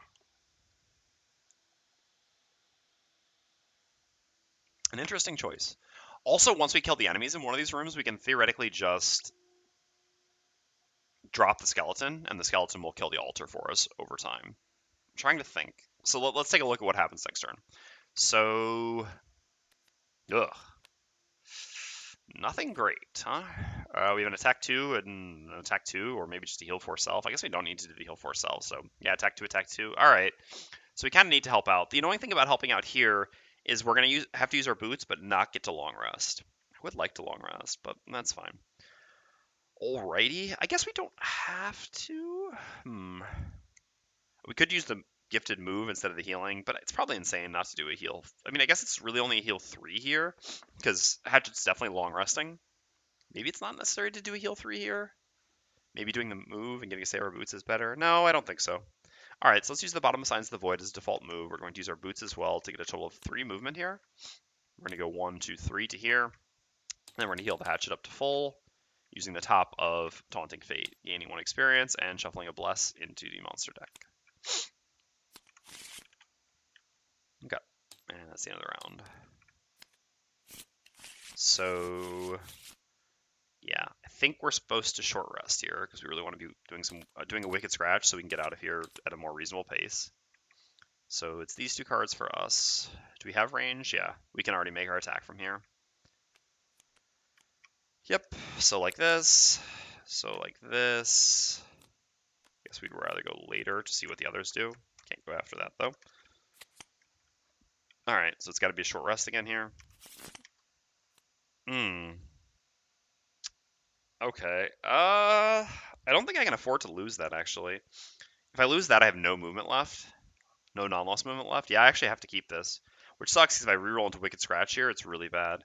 Basically, even Gift of the Void wouldn't be as bad as rerolling into Wicked Scratch here, because Gift of the Void doesn't work on these altars. I just can't lose Wicked Scratch. Oh, okay. Well, this scenario just got a lot harder. I don't think that I think I am supposed to re-roll there. It's only 1 out of 7 to hit a card that I care about. But, I mean, this is why long resting is obviously so much nicer. The short rest just works out so much better, though, and I'll explain why. So this is 11 health here, and so we're going like attack 2, and then attack 5 with advantage. So that's 9. Theoretically, with advantage, it's like 10. So hopefully we get like 1 + 1 on one of these 2, which is a reasonable expectation at this point with our modifier deck. And then we can just kill this and all move away. It just sort of no one has to waste a turn not moving away if all these attacks, if we are able to line up all our attacks at the same time, which is the advantage of short resting. But like, obviously, if I had known that this would be the outcome for short resting, that I would lose my 2 most important cards, one into the other, then I would certainly have long rested. But I'm sure it was correct to re-roll here. We're taking a 1 out of 7 to have a really bad outcome. And if we don't re-roll, we're also having a really bad outcome because we have nothing but move 2s at that point, right? Yeah, because we lost our move 3 first, so we just actually cannot lose this card. It's just impossible. And then losing this is also catastrophic because while typically Gift of the Void is actually better than Wicked Scratch, I mean, with the enhancement on Wicked Scratch, it's pretty close. But more than anything, Gift of the Void is actually not usable on these altars. So we now just can't really do anything all scenario. Yeah, this was really, really, really bad. Like, about as bad as possible, what just happened here. I don't know. This was a 2 out of 8 into a 1 out of 7. Let's see. 2 divided by 8.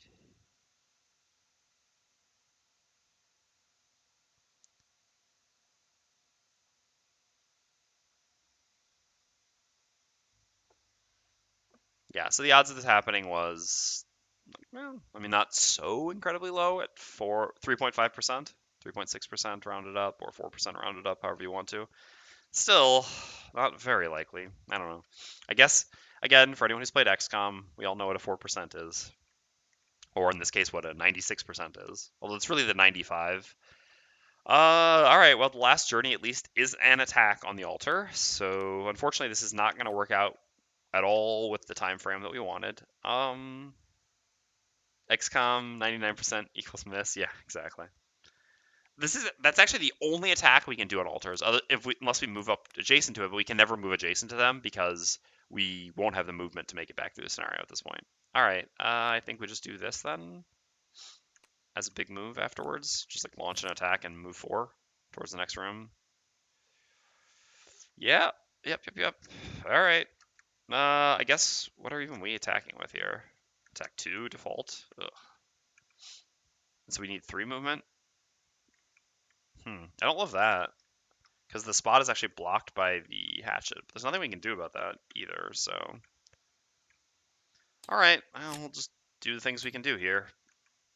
So this is an attack 4, we create dark, we obviously don't get a curse, and we get to attack the altar.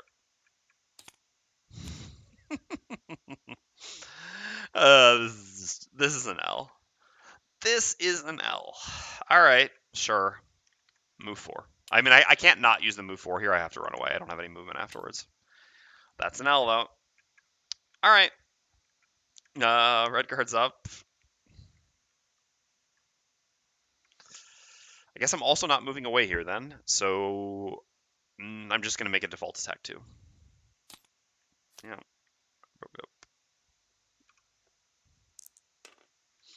All right, and do nothing. I can't move away from it at this point, and I have to short rest, which I guess is fine. Hatchet gets the long rest. All right, as Hatchet, we're going to do an attack. Yeah, I can't throw the favorite here. It's too far to get.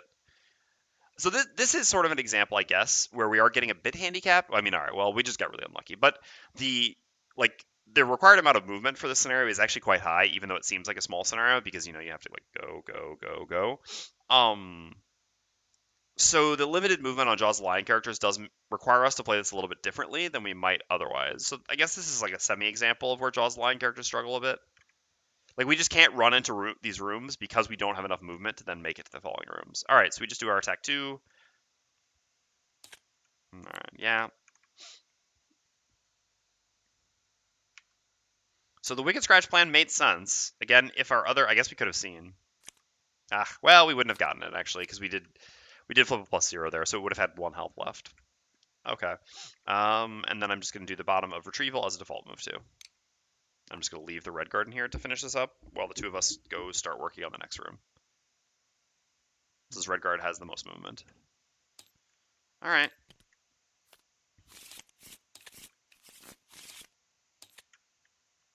So I'm long resting on Hatchet for sure. I need boots and goggles back. I guess I can do this here or this. Maybe moving Hatchet and myself is better. Sure, let's do that. So let's move Hatchet along with us. And we just have to do a move here. This is sort of tempting. No, I think next turn when I go into the room, I want to disarm something, actually. Or maybe do this. Yeah, let's just do this. Let's just do this as a default move here. Yeah, I think keeping all these cards makes sense. A good initiative to go with, like, going in, and then the following turn, something like this. Makes sense. All right, so here we need a short rest so that we can finish this altar and catch up with our allies. This is actually a bottom attack, which is pretty significant here. Is there anything I really can't lose? No, not really. I mean, there's some things I would prefer not to lose, but I actually really want that bottom attack since that just gets me, hopefully, to kill this altar 1 turn sooner. So let's reroll. Sure, that was fine. I guess I don't love all the health I'm having to lose in rerolls, but...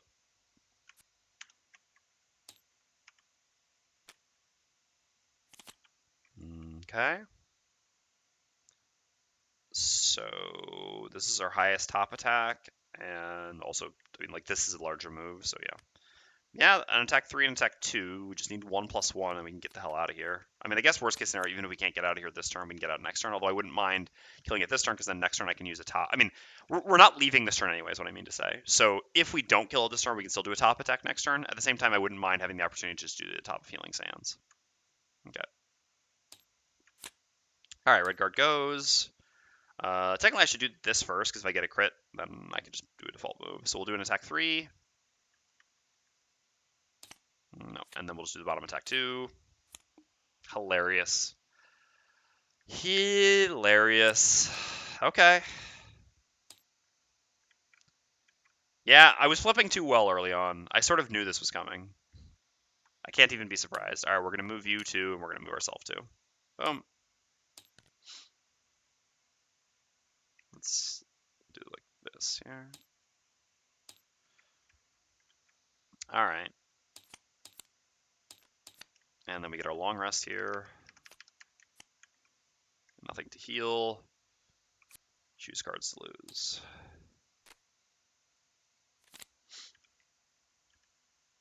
All right.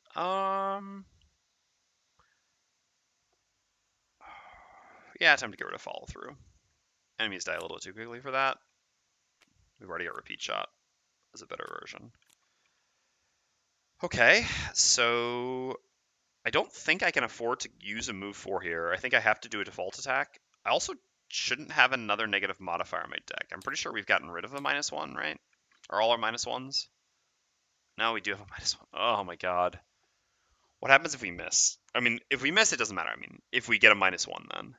Basically, like, I could use this as an attack 3 here, but then I only have one move 4 afterwards.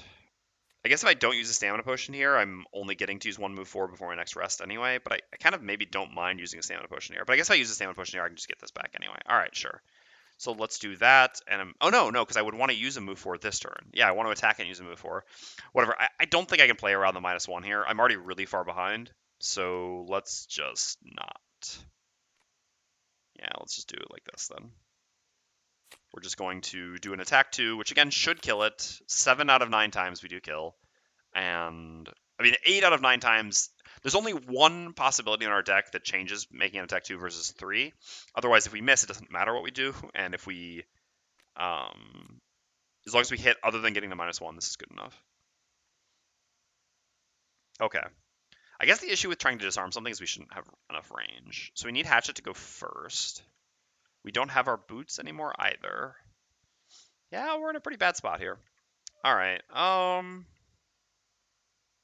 What can we do? Move with this. Attack with this. Sure.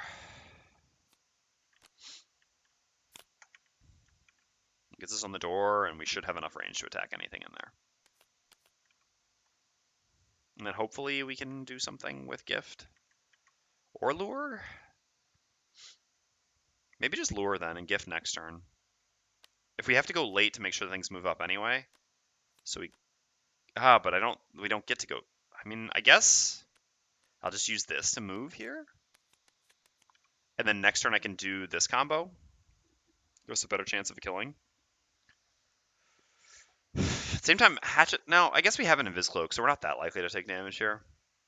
I hope this isn't the Wind Demon room. We're 2 out of 3 to be fine. If it's Frost Demons or Earth Demons, our Invis Cloak will stop incoming damage. If it's Wind Demons, they're just going to fly past and hit the Voidwarden, which will be bad. Yeah, I think this makes sense, though. I think this makes sense.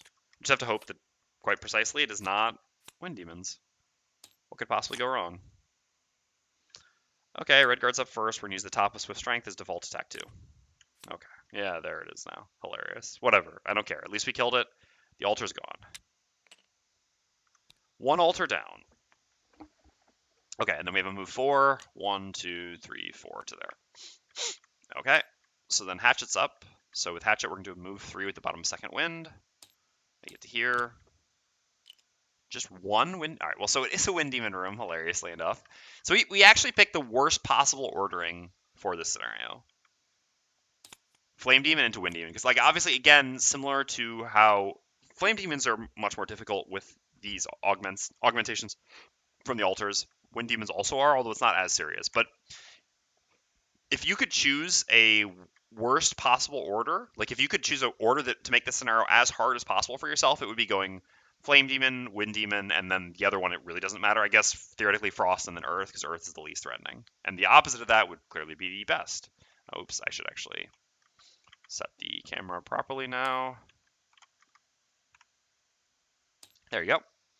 All right, so how much is it rounded up, I think? Yeah, everything's rounded up. I mean, movement and range shouldn't matter too much. So their attack and health is increased by 3 now instead of 4. So they have 6 attack and 10 health. And did we flip for them? We did. It's the AoE. They don't have wind. So that's interesting. All right. But they fly and they have 1,000,000 movement. I guess not 1,000,000. It's +2 movement though. So 6 movement. Yeah. So going invis on the Hatchet here would do nothing. All right. So we're just going to have to tank this attack and hope for the best. Okay, so we're going to use the top of center mass. We are going to throw the favorite here. Yeah, next turn we have like repeat shot to give us a payoff for having the favorite in it. I mean, we could use the stun powder here. I guess this is the only really difficult room remaining. Yeah, actually we should just use stun powder here. Is there really just supposed to be one enemy in this room for 3-player party? Interesting. Okay. Yeah, so actually just using the stun powder is just the safest. Then we can't get destroyed by a crit or something like that. Okay, so we'll use the stun powder on this attack. We're certainly using the favorite. So favorite in. Thank you very much for the posture check. Yeah, I have been getting a little bit slouchy. I've caught myself a couple times, but thank you. Appreciate it. I really do appreciate when people do that, actually, because it's very easy when you're like focused on something else to just not pay attention. But spending a lot of time sitting out all day, it is pretty important to maintain good posture. I mean, as good as possible. Obviously, sitting a long time all day is not great, and I'll try to get up and stretch more regularly. I think that's also probably a good idea to work in a little bit more, but I'll do that less on VOD days because I don't want to pad the VODs too much. Okay, so we have an attack 4 plus the favorite. Yeah, this should be the one with the goggles, right? After this, we're going to be making attack 5s, which are not as serious as attack 7s. So, yep, let's use the goggles now. I guess they'll actually be attack 6s because of the poison, but getting a chance to crit here, I guess when we're stunning it, it's less significant, but still. If I crit, it would still be great. All right, goggles up. So this should have 13 up. Well, at least we got rid of our -2 for the future. It's kind of going to end up being the same, more or less, I guess, unless the next thing is a miss. All right, so +0 on our 7. This is 5 damage, and the favorite is in it. And it's stunned. I'm not going to place the stun. It just goes immediately and loses the stun. Okay. So now the Voidwarden's up. Yeah, so our lack of boots here is a problem. It is a problem. It is a big, fat, stinking, annoying problem. So we're just straight up doing nothing here. Yep. Man. Yeah, having lost all our movement cards and having had to use our boots in the last room, not done this well. All right, we're just going to do a default move to there and nothing else. So next turn, we're going to Gift of the Void, but we're not going to be able to use Taunting Fate Gift of the Void because we're also not in range. Man, this is an example of how important the +1 movement boots are. Just think of how, like, if we have the +1 movement boots, instead we get to go here, disarm this, and the next turn we're in range to get +1 attack on our Gift of the Void as well. Oh well. Can't win them all. Okay. And we're still just going to do this. We're going to heal ourselves while we do a big move and create fire. I think we don't even need to come down to here on the red guard. We can just start making our way there. These two, well, I would say these two should be able to clear this room up. The problem, I guess, is that the Voidwarden can't really contribute damage to the altar, but Hatchet can put the favorite in the altar. It's a smaller room, so it's less distance to go in. All right. Speaking of, so this and this. So that would give us what? Repeat shot is an attack 5 plus 1 from Fancy Hat is 6. I guess the annoying thing about this is we're putting it to 1 life and then doing a giant attack with Voidwarden, and Voidwarden can't attack the altar. So maybe we should instead do this to get a bit of free damage on the altar, right? This should still be fine. So if we do this, this gives us an attack 4 on this target, which is 2 damage, and then the Gift of the Void attack, I guess we don't actually have an element. We can consume that fire, though. So we can use the fire. So the Gift of the Void attack would be an attack 5 with advantage, which is 3 damage. So 2 and 3 damage should be enough. And we get some free damage on the altar, which is pretty important. Yeah, I think that's worth it. Okay. So red guard goes first. We're going to gain 1 experience, heal ourselves for 4, and do a move forward that creates fire. I think I can actually just long rest and then just open this door in the next round. I mean, at the same time, it's kind of stupid to go up to here. Luring the enemies back doesn't really help us because we have to kill the altar afterwards. 2, 3. So what if I just do this instead, for example, just to make my way down here so we can fight in this room together? Or should I run all the way down here? No, I don't think I should come down to this room at this point. And I think I won't Stamina Potion here. I'll still have other opportunities to use my minor Stamina Potion to get an additional turn. And this is just a good opportunity to long rest. I mean, I don't really need to long rest, I guess. I don't have any items to reuse. I'm full health. But it kind of just works in terms of timing. So I think we'll try to go for that. I think I'll move to there no matter what. And then we'll see. Okay, so we created fire. Next up is Hatchet. We're going to use the bottom of Fancy Hat and the top of Ricochet. So attack 4, range 3, and then attack 2, target a different enemy. So we target the Void or the Wind Demon and then this. So Wind Demon first. Okay, that's fine.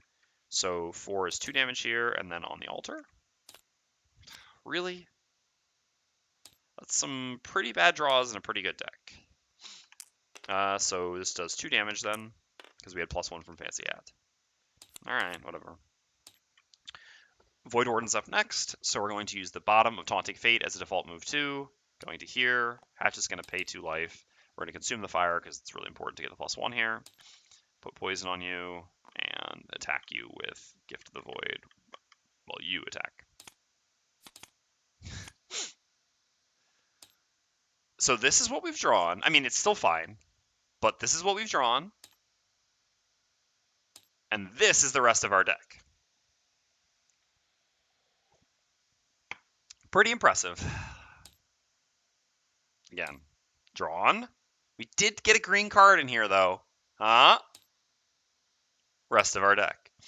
Again, I expected this because we drew so well at the beginning of the scenario. It still hurts, though. It still feels bad. Alright, so favorite is there. Balanced out the good luck in the first room. Yeah, I know. Exactly. I know. I would rather just have average luck the entire scenario. Can I sign up for that somewhere? Just like, I don't need the good and the bad. Just give me the medium all day. Alright, so there we're done.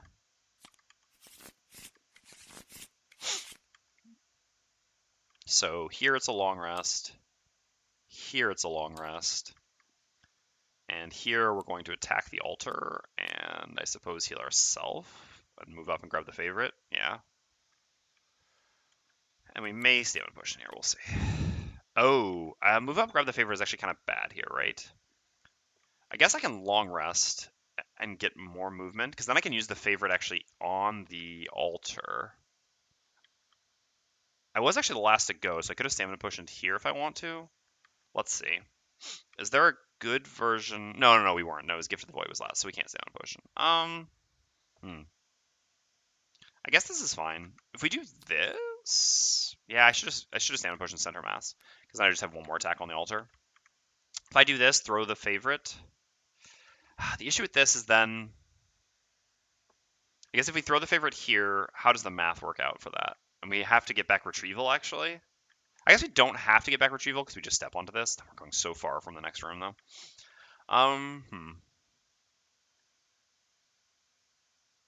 Or, no, because I was going to say this could be the room where I just leave the skeleton to kill the altar, but the favorite is in here, so we have to go in anyway, so that doesn't make a lot of sense. This should probably be this room. Alright, I'm trying to think.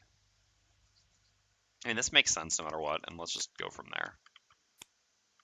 We'll figure it out afterwards. Okay, so Hatchet goes. We're going to do a move 1 plus our boots. We really just need extra damage on this altar, so this is why I'm spending now. We're going to do a loot 1 here. Keep this here. I don't know why I keep trying to bring this back. It just doesn't make sense. All right, so we did succeed at our battle goal and a complete shock to everyone. And we're going to throw the favorite at the altar, so this gives us an attack 6.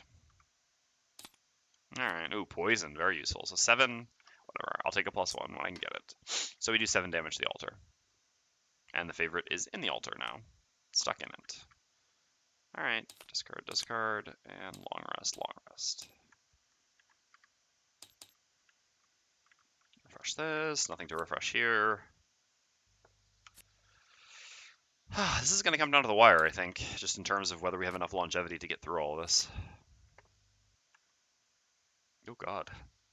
Yeah, this is really going to come down to the wire.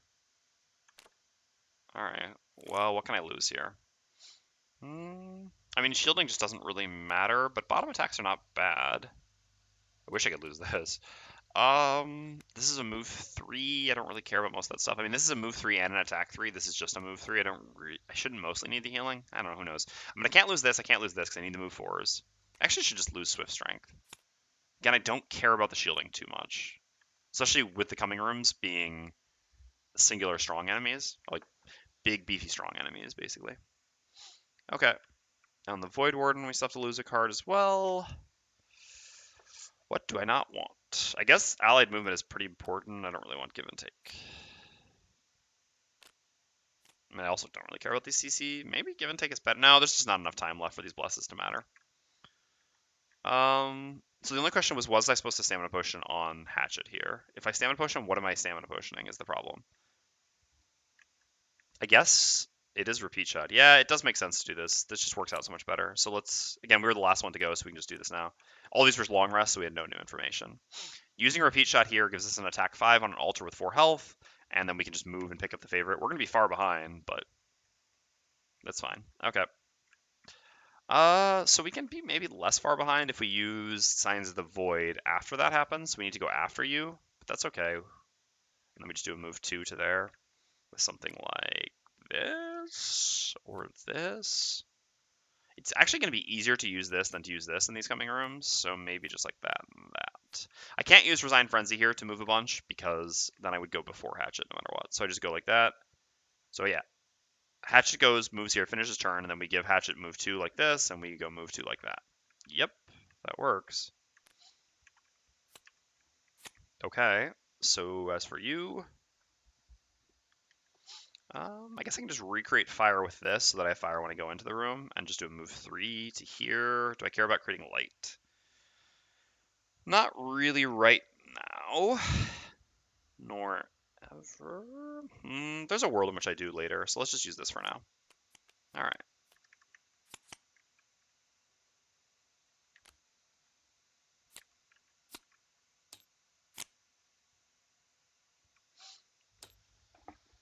Okay, so red guard's up, so we're going to do this top, just creating fire, not doing anything else. We just do a move 3 to here. 1, 2, 3 to there. And then Hatchet goes. We're going to do the top repeat shot targeting the altar. The favorite is in it. Oh my god, almost. Oh my god, no!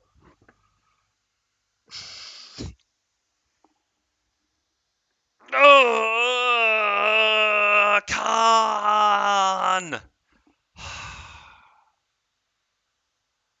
This is unbelievable.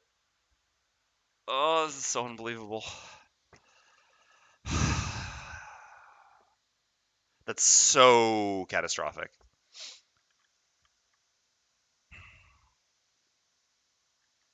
Gain experience, though.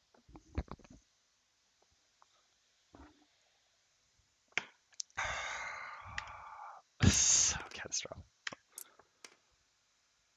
Because I can't get the favorite now is the issue.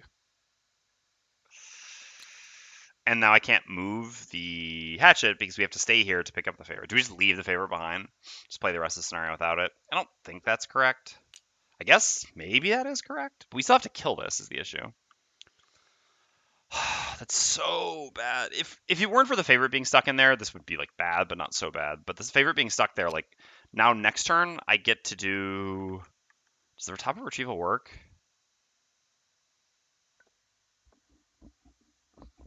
What happens if you kill something with the top of retrieval? Is this after the attack? No, I guess it's part of the attack because it's not a separate line. So if we attack it with this next turn, we can pick it up and then move. Yeah, I mean, we're just missing out on the Voidwarden's free 2 movement for us. God, that's still really bad. All right, well, whatever, it is what it is. So we'll just move to there, and we'll heal ourselves for 1 and Great Earth. God, we're gonna long rest anyway. This altar's gonna be around forever, which is annoying because it's making the enemies in the next room stronger. How does this actually work if an altar dies? Yeah, I guess their max HP is just dropped. Okay. All right, well, sure. We have now a default move 2 with either of these cards. It doesn't really matter which one. Going to there. God, that was so bad. So very bad.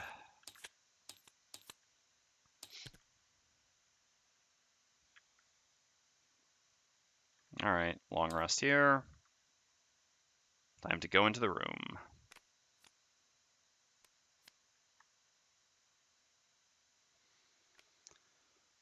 So we need enough movement, 1, 2, 3, 4 to there, and from there we should be able to disarm someone, which I think is a good idea to start since these enemies are still going to be hitting quite hard. Although at the same time, this is a double shield turn for us, isn't it? I guess it doesn't have to be. We could actually just consume the fire on that, but if we're doing that, then it makes more sense to make an attack with the Voidwarden. I guess we could just do that and just accept that we get hit here. We've got defensive items. Who cares if these things hit super hard? Sure. So we do something like this instead then? 1, 2, 3, 4. 1, 2, 3, presumably hitting the target that gets strangled. Yeah, all right. Just going for tempo here. So we're going to do the bottom move 4 Flame Shroud. We're not going to gain the shield. Okay, 1. Yeah, so actual worst ordering. So what are you up to? Sure. 1, 2, 3, 4 to here, putting us next to the altar. We still have our bottom attack, right? Yeah, we do. So next turn we can at least do a decent turn. Okay, and then we're going to gain 1 experience, consume the fire, and we're going to do an attack 3 immobilize. That I guess the immobilize actually does do something here, and put the strangling token in it. Give it a little strangling. Nothing to use on this. No. All right, so 4 damage, and we're done. And we take 2 retaliate. I believe, right? Yes, 2 retaliate. All right. Voidwarden's up. We're going to use the bottom of Resign Frenzy as a move 4. 1, 2, 3, 4, like so. Do need to grab this chest at some point. I think it might be a trap chest. I actually don't remember that chest that well, though. We're going to create Dark. We're going to do attack 4, range 3, curse. You also create fire. Yep, sorry, good catch. Thank you. All right, so we draw an attack modifier here, -1. Okay. That's unfortunate. I would have really liked to get a... I guess it's fine. It'll die to the retaliate. I would have loved to just kill it. But I guess this way we give them a curse. Not that these seem like they're really likely to matter.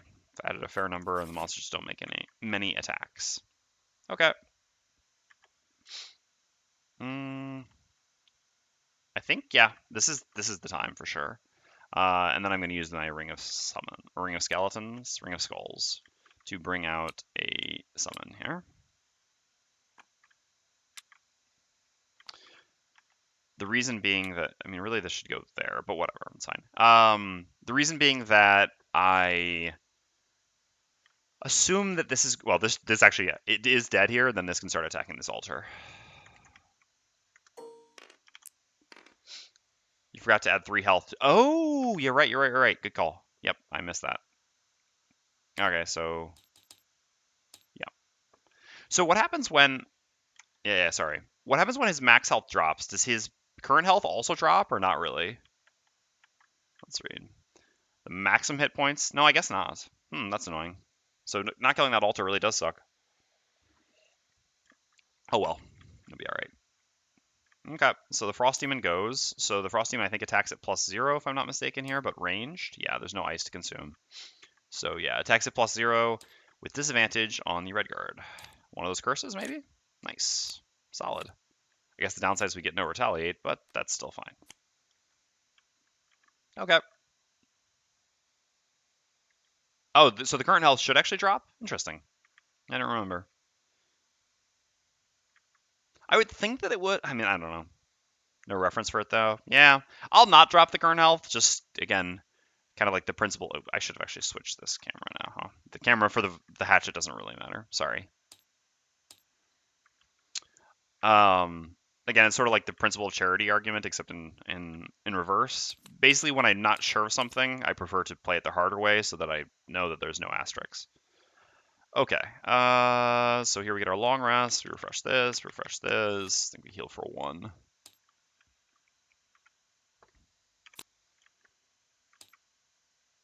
And so Ricochet will be decent in the last room. I can't lose any movements. I certainly can't lose this.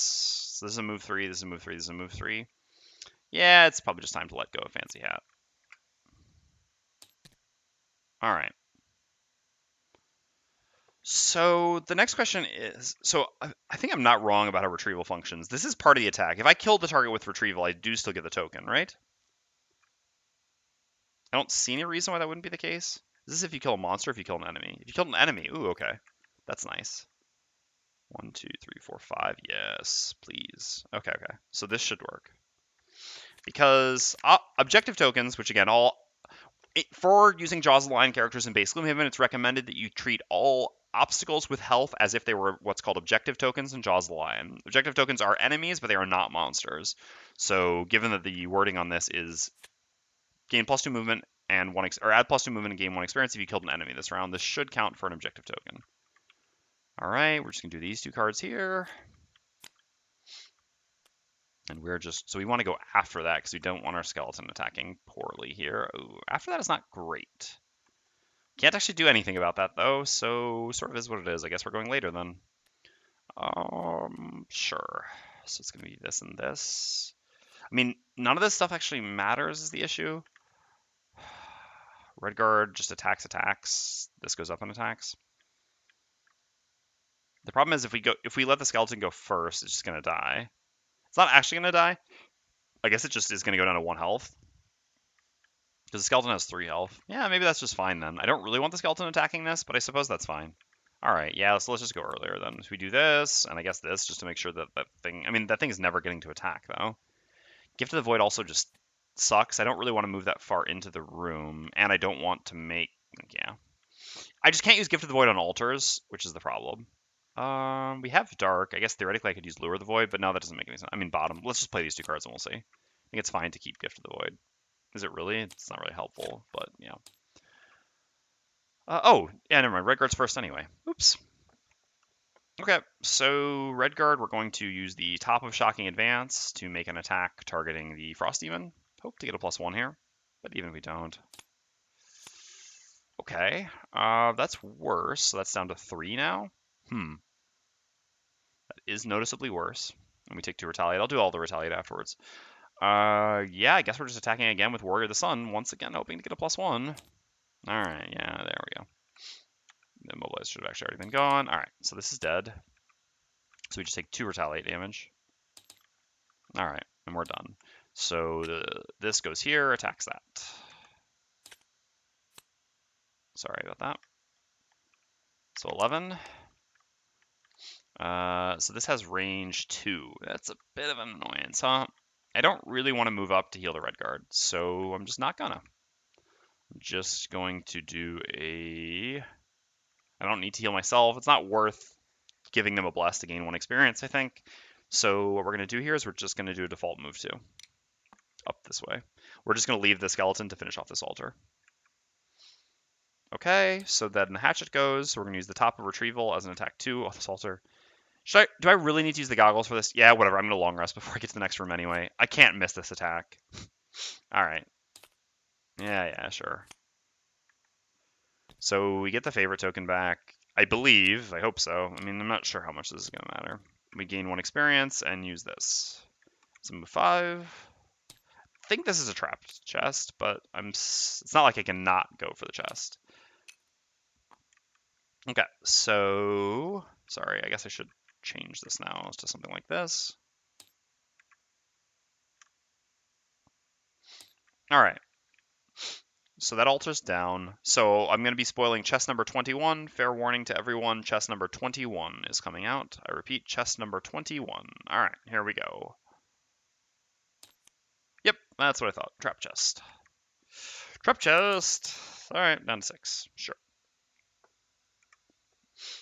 Sure. All right, no more frost demons, and that's the end of the round.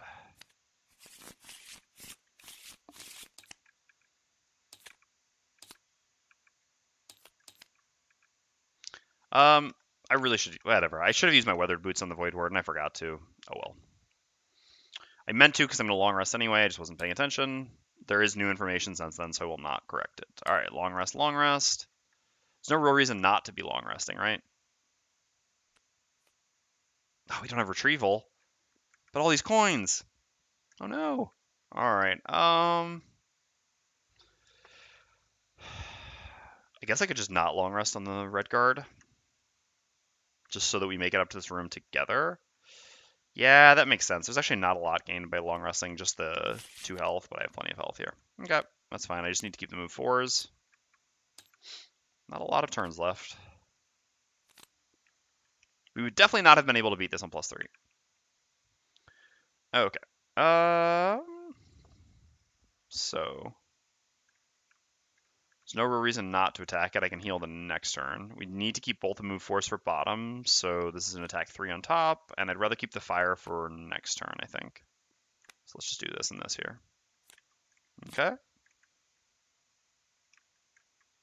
So as for us, Got 2 move 3s. Rather keep the Earth for the next turn, so let's just do... I mean, I guess I don't have to do move 3, because move 2, move 3 gets me to here. I guess that's really not... I mean, there's a coin. Honestly, money isn't even very important on the Hatchet at this point. We're going to be enhancement blocked anyway with the amount of money we gain. So yeah, let's just do move 3, move 3. I guess the issue is if I do move 3, what attack am I making? Yeah, I'm making a ricochet attack. That's fine. Sure. So move 3 and throw this away, and then next turn I do that. Yep. All right. So it says Redguard's long resting. Redguard's not actually long resting, so we're going to do the top of Shocking Advance as an attack 3 on the altar. Okay, +1. So we do 4, putting the altar down to 7. So the goal for the scenario is just to destroy all altars, right? Yeah, so we don't even have to kill the enemies in the last room. Okay. And then we're going to do a move 4 with the bottom of Strangling Chain. 1, 2, 3, 4 to there. All right, Hatchet's going to go, and we're going to do a move 3. Yeah, now I kind of actually regret this. Maybe I should have just gotten some coins. If we only have to destroy the altar in the last room. All right, Voidwarden goes. The skeleton attacks here. Okay, doing 2 damage, putting this down to 5. Good work, skeleton. Keep at it.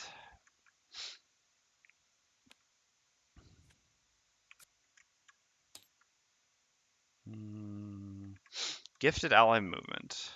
Yeah, reasonably useful here. Let's Redguard more realistically get into the room. And stack shield. Yeah, sure. Alright, so we want that. So I guess what I don't want is like this or this. It's too hard to not... I mean, I guess in the last room it's possible that we don't move.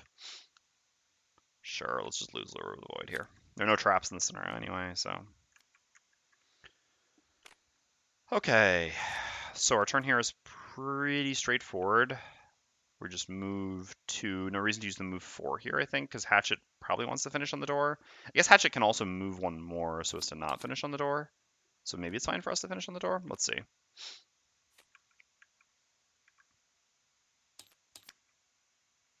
Sorry.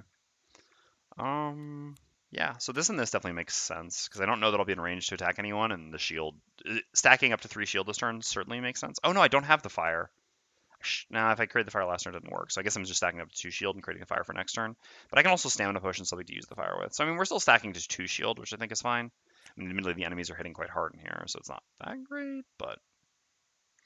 Oh, we also want to go after the Voidwarden, which we can't if we do these 2 cards. Okay. But if I do the top heal, then I'm stacking no other shield here. I don't like that either. I mean, I guess if we do 1, 2, 3, 4, the Voidwarden goes 1, 2, 3, 4, but then gives us move 2. That's still fine, actually. Yep.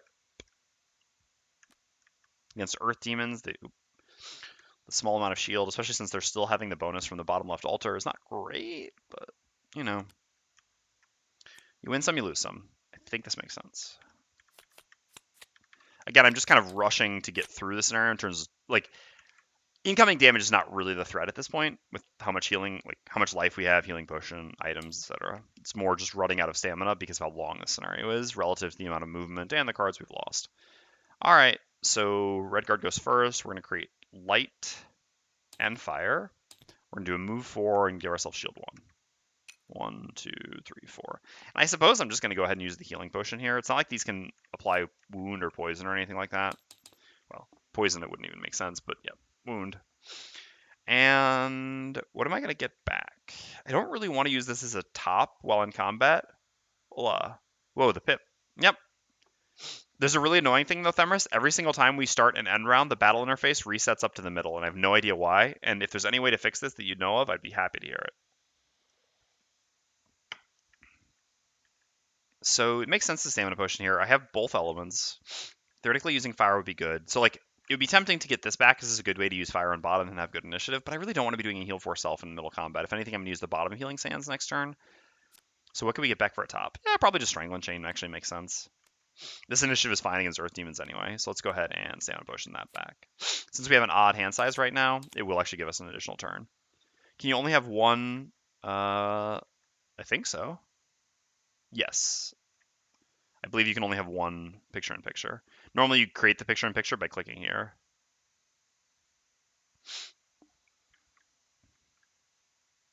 Because yes, otherwise... Well, expect if you have a second player as a spectator. Well, yeah, I mean, maybe if you have second player, you could have more, but use their camera for a stream.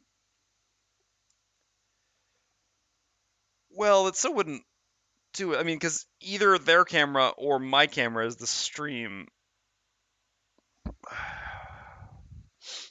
It wouldn't, like, that would still only allow me to have one more camera than I have now, which would just not, like, because theoretically, yeah, what you're talking about is it would be nice to have, like, a picture-in-picture here and here and here. I don't know. There's just too many that you would have to do.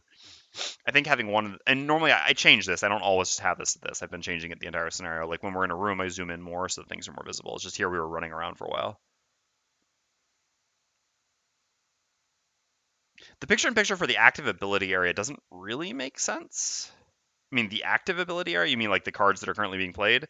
The thing is that it's kind of long and rectangular. So this is what, I mean, let me show you. This is what the picture-in-picture would look like for that, right? All right, so this is how you would do picture-in-picture of the played cards, because you can't create one for each one. This wouldn't be better, you understand? Even if I use their camera there and this is the picture-in-picture, this would not be useful. It's much more useful to just use the picture-in-picture as the map. Which is going to be here in just a second, so I will do this now. Yeah, the map definitely works well. Not perfectly straight, but I'll survive. Okay, so next up we have Voidwarden. So we're going to do a move 4. I guess technically I should do, no, I should actually do this first because we already have range. So one ally within range 3 may perform shield 1, the same ally may perform move 2. So it's actually the red guard opening the door, not that changes anything. All right, so red guard goes to here. But yeah, because now I get to see what they're doing before I decide where I go. Okay, which is relevant. Could always preset the camera angles. You'll need to say, yeah, I've tried doing the camera angle hotkeys, but it's just too unintuitive for me. Okay. So -1 movement is 1. Oh, they're not even going to hit us. All right, well. All that shield for nothing. It's just annoying because I wouldn't mind them taking retaliate damage. Oh, also this was supposed to attack here. Down to 3. Yeah, that's fair. All right. Discard, discard. Hatchet's up. We have a move 3. Ooh, creating Earth. They're not attacking, so it doesn't matter. All right. Yeah, I mean, I have to use that to move, so. All right, so I'm going to do a move 3, create Earth. I don't really love creating Earth here, but we should be able to use it on the Voidwarden next turn before the monster, before the Earth Demons can use it. All right, so I've got to use boots plus that, so 4 total movement here. 1, 2, 3, 4. I think I'll heal myself. And then I will just use the top of Ricochet. Might as well use the favorite. I don't see really any reason not to. So I'll use the favorite when hitting... Oh, so actually, hold on. These should have higher max healths. Oh, no, they have extra movement. I'm actually thinking this incorrectly. Right now they have +1 movement, so they actually will make it to hit us. Okay, well. Good thing I didn't forget that before finishing my turn. So I'll go invisible. Now it's fine. And I really don't mind them hitting here. All right. So, yeah, it probably still just makes more sense. I could try to focus on the altar rather than them. I don't know. I can't actually reach the altar with my initial attack. It would only be the splash attack. And I think for the splash attack, it still just makes more sense to kill the Earth Demons. So let's attack number 3 and then number 6 with the Ricochet. So I'm using the favorite on the first one. So that turns this into an attack 6. And the second one will be an attack 3. Sadly, no goggles. So here we go. Okay. Well, that's not bad. So 6 doubled is 12, putting this down to 5. And on the other, 3. Okay. So the Earth Demons go. This one goes here. Oh, so they actually are going to use the Earth. That's too bad. I mean, it doesn't actually really do anything, right? It just adds push 1. But they can't actually even use it. I guess they do actually consume the Earth, though. So, see Earth. Again, they actually make it there. So they have normally only 1 movement, but they get +1 movement currently because there's 2 altars remaining. Even if there was only 1 altar remaining, it still rounds up, so they would have +1 movement regardless. They consume the Earth to add push, but they can't actually push anywhere. Because because the first one, I mean, I could have had the first one go here and then push down, and this one wouldn't hit anyone. Hold up, hold up, hold up. That's actually true. I could. No, because then this one would just go here. But that is actually better for me. All right, sure. This one goes here, hits this to... Oh, no, because I don't want them pushing because I want them retaliating. Nope. So I'll have this one go here. It can't push anywhere. And then I guess this one actually does get to push, so there will be no retaliate. That's too bad. All right, so the red guard will end up here. So our shields will retaliate on the first attack, won't retaliate on the second attack. Darn. So then was it better to do it the other way? Hold up. So if we went like this, push you, and then it's retaliate on this one instead. I don't know. I think it's probably better to get this one lower. At the same time, almost every attack we make does 5 damage, but whatever. Let's just do it the initial way. All right. So like that. So this one hit us, wasn't able to push. This one does push, so it doesn't get retaliated. Okay, so they're attacking at -1, but there's currently 2 altars left, so it's actually +1 total. I mean, it's +2, -1, so +1. So normally 4, but here 5. So 2 attack 5s on the red guard. Okay, so we have 2 shield, 1 from our top ability, and then 1 from the Voidwarden. So we're going to get 2 more shield and take 1 damage. And then, so that was a 5. So next this is a 4. So again, we're going to take 1 damage. And so we had 4 shield for the first one, so we do 4 retaliate, putting it to 1. That's close. Do we have direct? We don't have 1 direct damage next turn. That's actually annoying. Now I kind of wish I had something different. Oh well.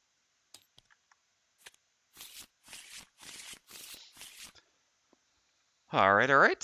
So what now? Like this and this. Pretty clear. Stun one of them. Attack and curse the other.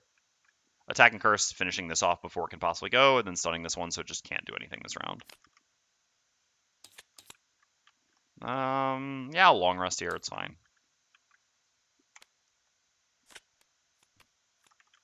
Okay. So red guard's up first. I'm going to... So what are they doing? Do I need to stun still?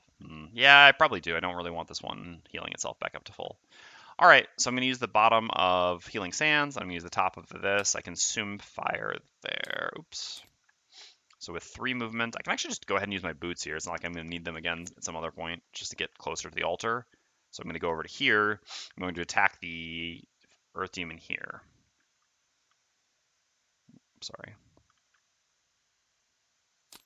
Okay. So we do 4 damage. It's strangled, but that doesn't actually matter here. It's also immobilized. Also doesn't matter. Okay. I mean, I guess I could attack it. And the red guard can do 1 direct. Do we still have any way of dealing 1 direct damage? No, we actually don't. We have no single instances of damage anymore, other than just like shielding against it. Because I could, I guess, just attack this one and then stun this one. The value of attacking this one is it's actually an attack 6 here. All right, well, first, the skeleton's going to attack the altar down here. Oh, Themris, are you still here, by the way? If you are, I have a question for you. Yeah, of course, the miss. Need to refill my water as well. I mean, I'm definitely stunning one, so I'm always cursing myself. That's a given. I guess I should have actually attacked first. Well, a little bit late for that now. All right, so the last journey, I guess it makes more sense to stun this one to last journey this one, probably. No, it's better just to kill one now. It's just, who cares? All right, let's attack this one. If I draw that curse, I'm going to be so pissed. All right, because that wasn't the correct order. I was just shortcutting things here. And then I stun this one, which is why I curse myself. So then it doesn't do anything, and Hatchet gets to finish long resting. Oh, the favorite is actually was in this one. So there we go. I also don't know why I flipped these over. I meant to discard them. Okay. Well, this and this. Okay, so we lose our invis. We heal for 2. Refresh this and this. Oops.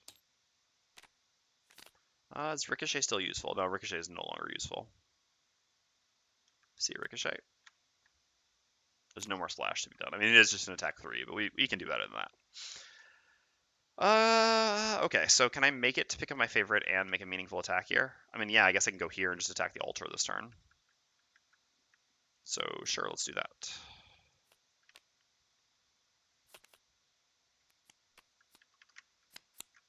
All right, so in that case, I should just short rest here. Sure. I don't really care about my armor anymore. All right, so how are we doing this? So I'm attacking with Gift of the Void here. I have no elements, so having an element would be nice. I'd also like to use Strangling Chain, maybe. I suppose this plus this is quite good here. Just set up the Strangling Chain, just do all the things. So we're not going to actually have the element for Gift of the Void, but that's fine. Yep. All right, let's do it. So red guard's up first. We're going to start by attacking with the top of Strangling Chain on the Earth Demon. I don't even know what he's doing, but it really doesn't matter. Sure. Okay. So that's 3, and now every additional attack on this target does one more damage, and then I'm going to attack with the Warrior of the Sun. Okay. So that was a 3 as well, plus 1 from the Strangling. So that's 4 actually. So 7 total. There we go. All right. So we're done. So then the Voidwarden goes. Yeah, I'm just getting. Well, so first the skeleton attacks down here. How many rooms do you have remaining? This is the last room, so I'm okay. We're okay. We made it. We should have at least. But we were only playing on +2. Again, I don't think we would have won this on +3. All right. There's the +3. Do we have a +3 in our deck? For real though? Nice. Easy peasy. Yeah. Wasn't even close. All right, so this altar's gone. So I'm still not sure about how this should be applied, whether this should drop his actual health right now. I'm going to assume that it does not, just to be safe. Oops. I guess the game even does it. So I really think I probably am supposed to drop his current health when I drop his max health, but whatever. His max health is 16 right now, not 17. Okay. And so then I go, and I'm going to... Is there any reason to use the bottom of Taunting Fate here? Yes, there is. It's so that a -2 for Hatchet actually still kills. So, sure. I'm going to use the bottom of Taunting Fate to add +1 to next granted attack this turn. And I'm going to use Gift of the Void here. No elements to consume. Great Dark. You suffer 2. The attack is advantage, but also disadvantage, so neither. Alright. Dead. And we're done. And then Hatchet goes. I'm going to do a move 1, loot 1. Going here. Just being at... Can I avoid stealing all the coins from everyone? Because no one else has anything else to do. So, like, the red guard could just pick up a coin. I don't know. I could, but I'd rather just get into my next thing. So let's go here. Grab everything. Plus, again, we wouldn't really be role-playing a Hatchet if we weren't stealing all the coins. Okay.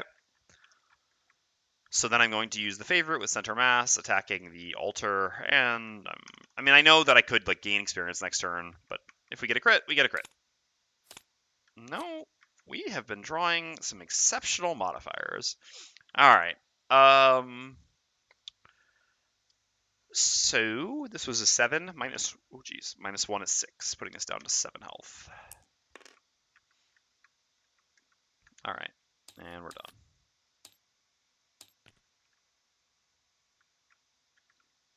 So what do I have here? This can give experience. This can give experience. So I'll do these 2 things.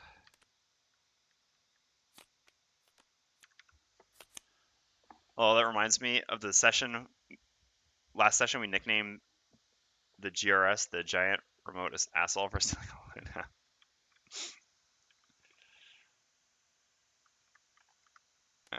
Okay, so here we don't have any elements, so whatever. We'll just play these 2 cards. I mean, I guess could I get experience by short resting? No, I cannot get experience by short resting.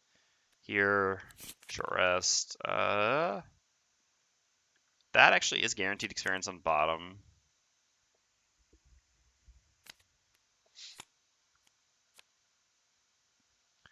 So, quick question, I guess. I mean, I guess there's no reason not to reroll on this. Okay, sure.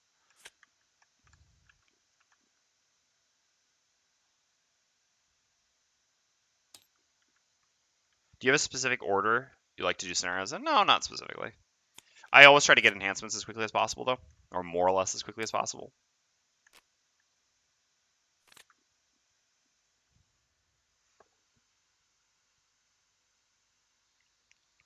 I don't know if I can use Resign Frenzy here or not.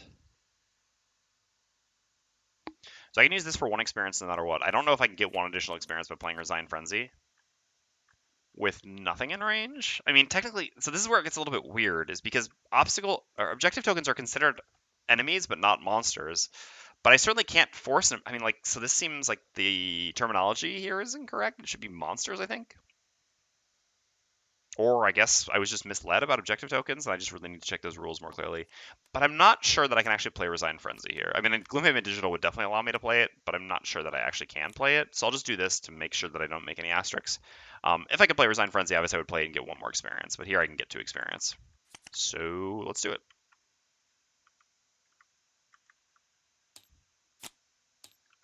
Okay, so I'm going to do this move, Great Fire, this attack 3. All right, sure. It's down to 4. Voidwarden goes. I do this and this. It doesn't really matter what I do with them. I gain 2 experience.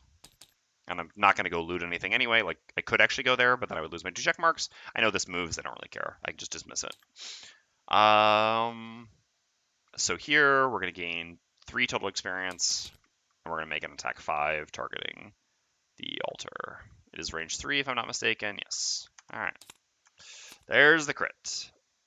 I think you did the rooms in the exact opposite order we did. Yeah, I mean, I did them in the worst possible order. So again, there was 4 from there, and then this also killed, so altar is done. Yes. If I could suggest to someone the order in which to do the rooms here, I would go here, here, here, here. If I could suggest the order in which to do the rooms to make the scenario as hard as possible for yourself, I would follow the exact same order we did. Here, here, here, here. So yeah, impressive. But we still won. So whatever. I mean, we just got a really lucky start, which I think is the biggest reason we were able to snowball to victory here. All right. So now we can click game setup, scenario 1. Let's close this for now. All right. I do need to go refill my water and stuff, so I think I can just cut the VOD here. I'll do all the post-scenario stuff at the beginning. I mean, I guess, no, I shouldn't do post-scenario stuff that specifically pertains to this scenario. We just unlocked 35, 36, although we can't do those anyway, so we just unlocked 31. Plane of Night, which is right up here. I mean, I guess I'll click this anyway, but it doesn't really matter because I can't do it. And we also got Global Achievement Artifact recovered.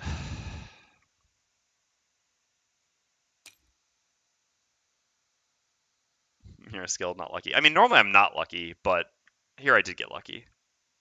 I mean, I got lucky in the beginning. I got very lucky afterwards, but you know, getting a good early start kind of snowballs. So, all right. So that's all the scenario-specific stuff that we had to do there. So I could cut the VOD here, I think.